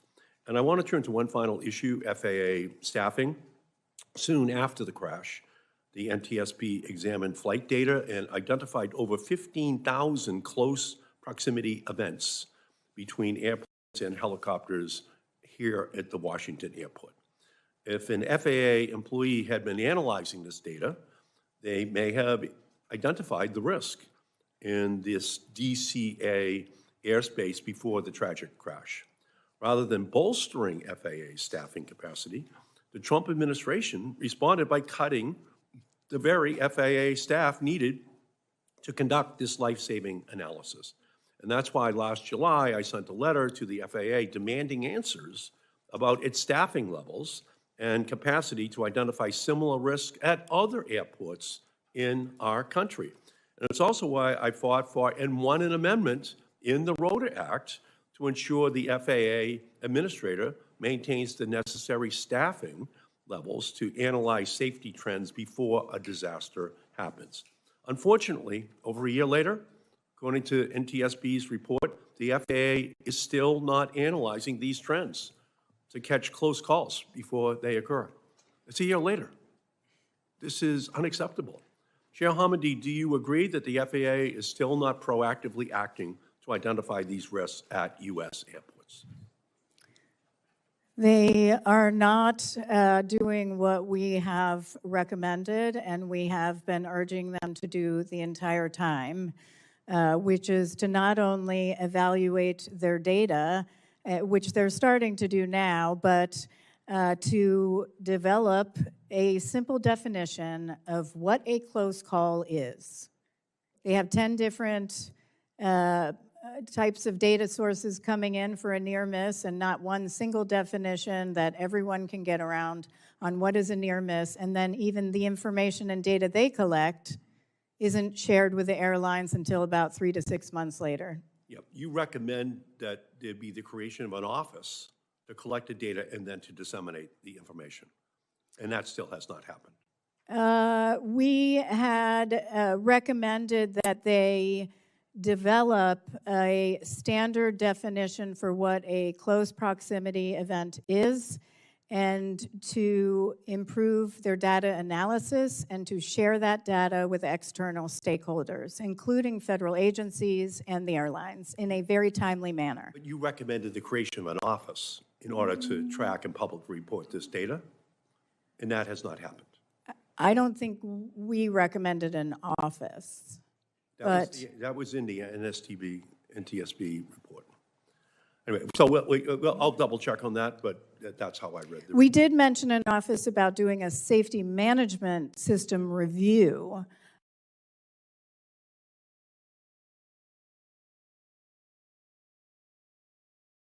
We needed some work done.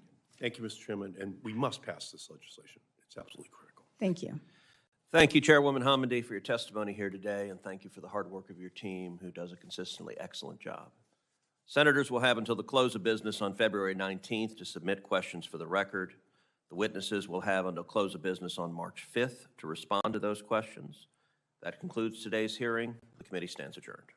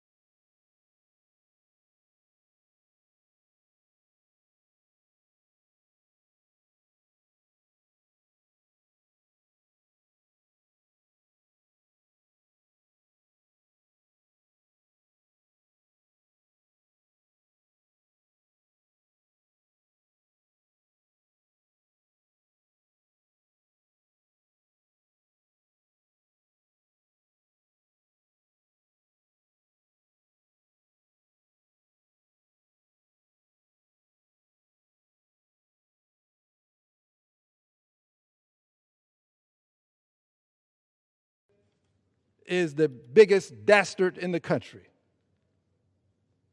President Donald Trump. Dastard number one. This says countdown to impeachment. This is the President of the United States of America, seated here. I'm proud to tell you that I stood right over there and I told the President to his face, you don't have a mandate to cut Medicaid, Medicare, and Social Security. This was at a joint session of Congress. And this dastard said that they weren't going to do it. And lo and behold, the dastard did it. They cut about $1 trillion out of health care. This is the dastard that perpetrated the deed. He ought to be recognized in history as the person who did the greatest injustice to health care the country's ever seen, Donald John Trump. But he's gone beyond this. His behavior is something that is difficult to codify, difficult to explain. But I will tell you this, he went too far just recently. He's gone too far on many other occasions, but recently he went too far again. This time, this dastard, Donald John Trump, sent out a meme wherein he had the unmitigated, as we say, where he had the low down, dirty instinct to send out, to post a picture of the Honorable President Barack Obama and the First Lady Michelle Obama, to picture them as members of the primate family. That's what this dastard did to two of our heroes of black history.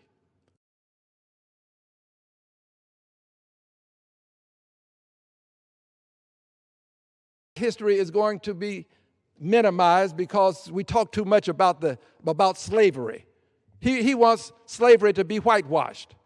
There are people in Texas who call it involuntary relocation. Murder, rape, 240 years of working without a paycheck, involuntary relocation. Well, this dastard supports these kinds of things. This dastard. That's why we have this across the top of this poster.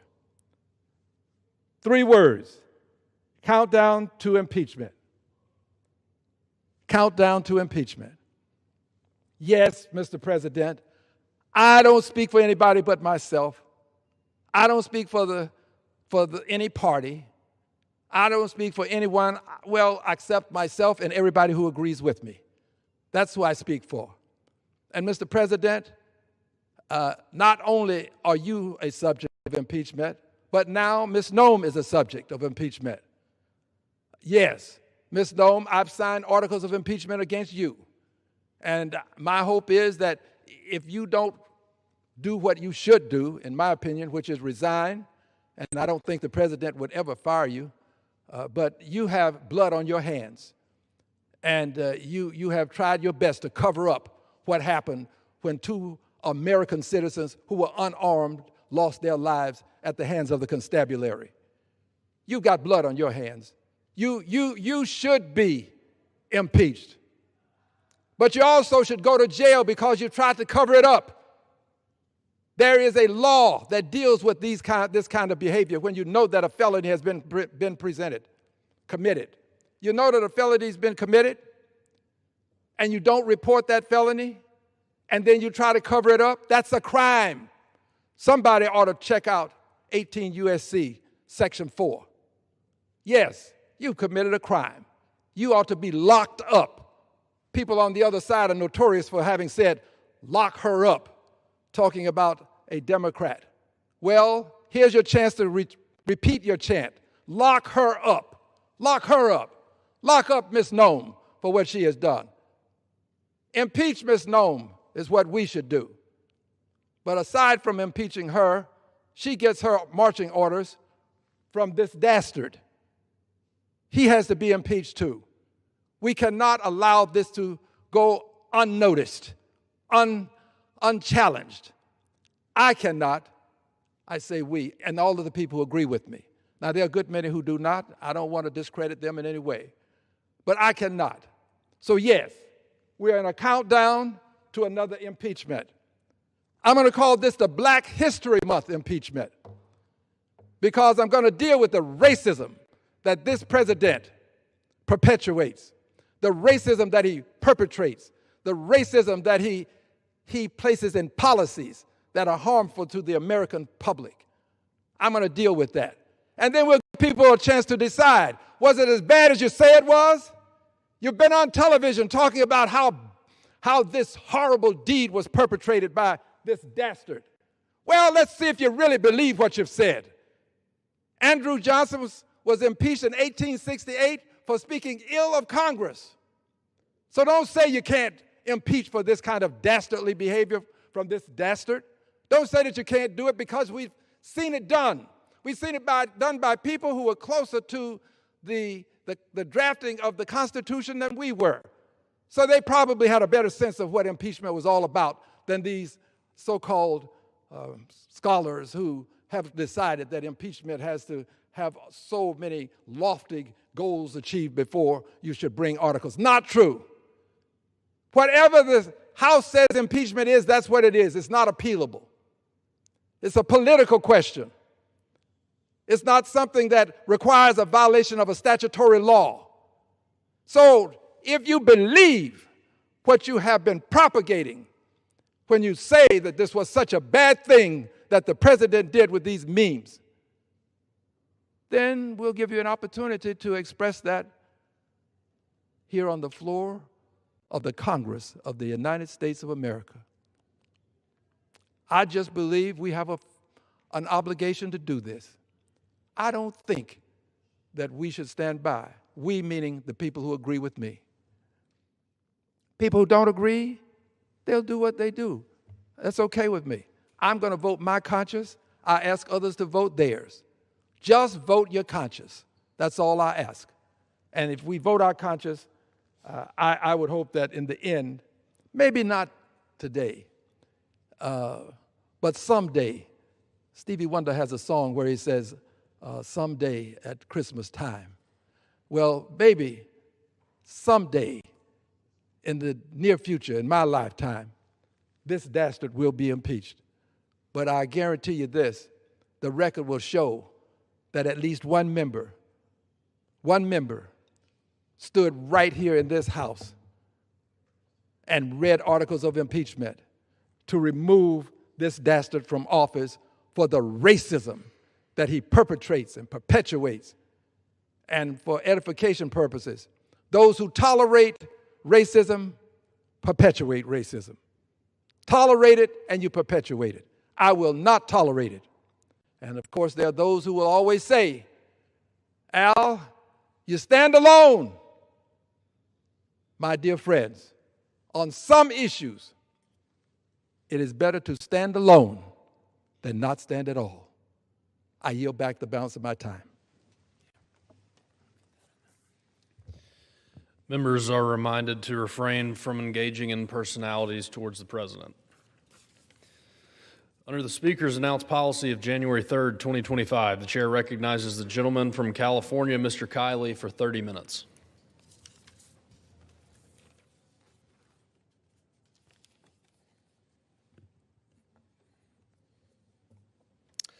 Thank you, Mr. Speaker. I wanted to discuss two votes that occurred this week that have been broadly characterized as relating to tariffs. But the issues are a little more nuanced than they've generally been portrayed. So let's start with the vote that occurred on Wednesday. It's always good to look at the actual text because that, at the end of the day, is the only thing that matters. This was a vote on a rule, which is a kind of arcane procedural mechanism that we have here in the House for bringing bills to the floor for consideration and setting the terms of debate. So when you vote on the rule, you're not voting on the bills themselves, you're just bringing them to the floor where they will eventually be voted on.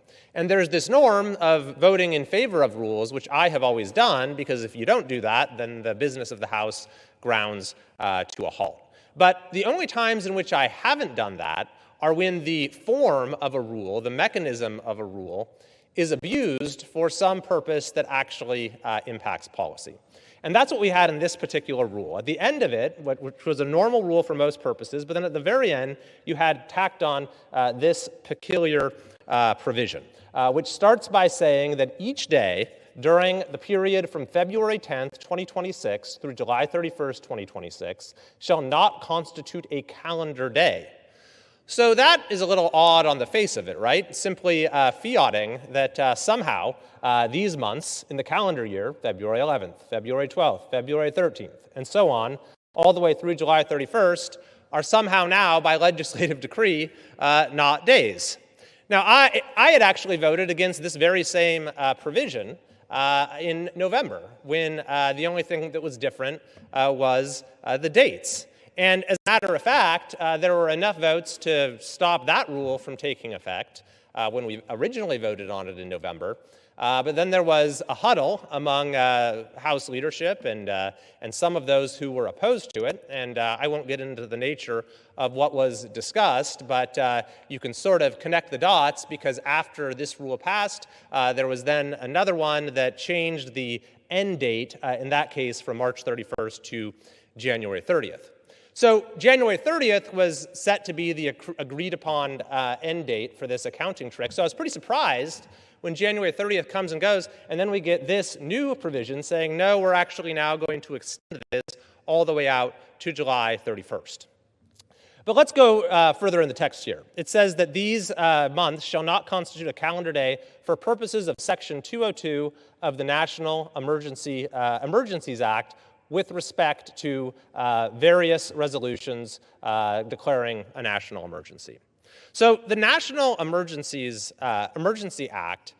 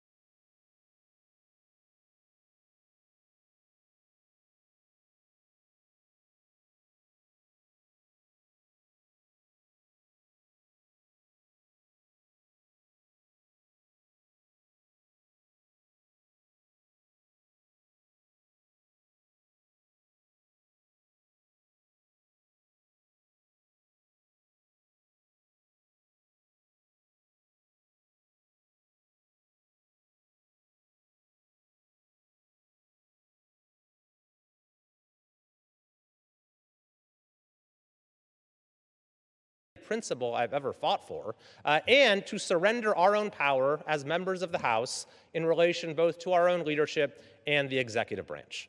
And that is something I was not going to do, and there was bipartisan support that this was not a good idea. So the rule did not pass, meaning that this accounting trick of a day is not a day is no longer in effect.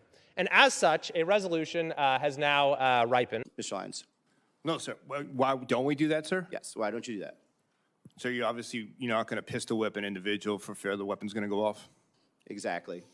And so what we've seen consistently is a lot of CBP agents, and in this case, customs agents, that are clearly either violating or putting other people in danger or themselves in danger. And the fact that they're doing that tells me there is a command structure and element that allows that to happen, because we consistently see it all the time on video.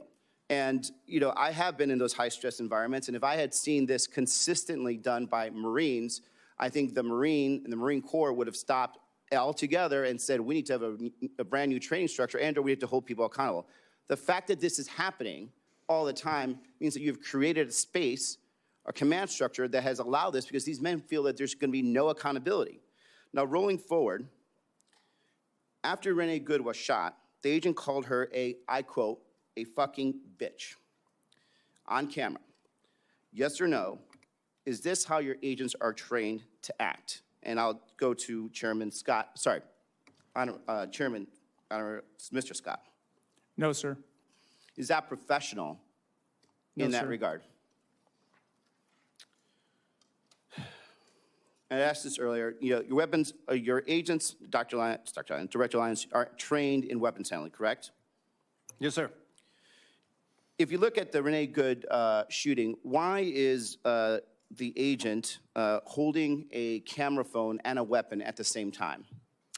So, sir, I don't want to comment on the ongoing investigation just because that's still being determined at this time. But can I just go back to one thing, sir, that you mentioned earlier? I want to ask further questions on this. Has there ever been an order to any agents, CBP agents in Minnesota or other place, for them to be recording on their personal phones to essentially be somewhat social influencers or to pass, the media on to up? Has there ever been any orders given for people to be holding or for agents to be recording while they're, doing these stops or engaging with the public?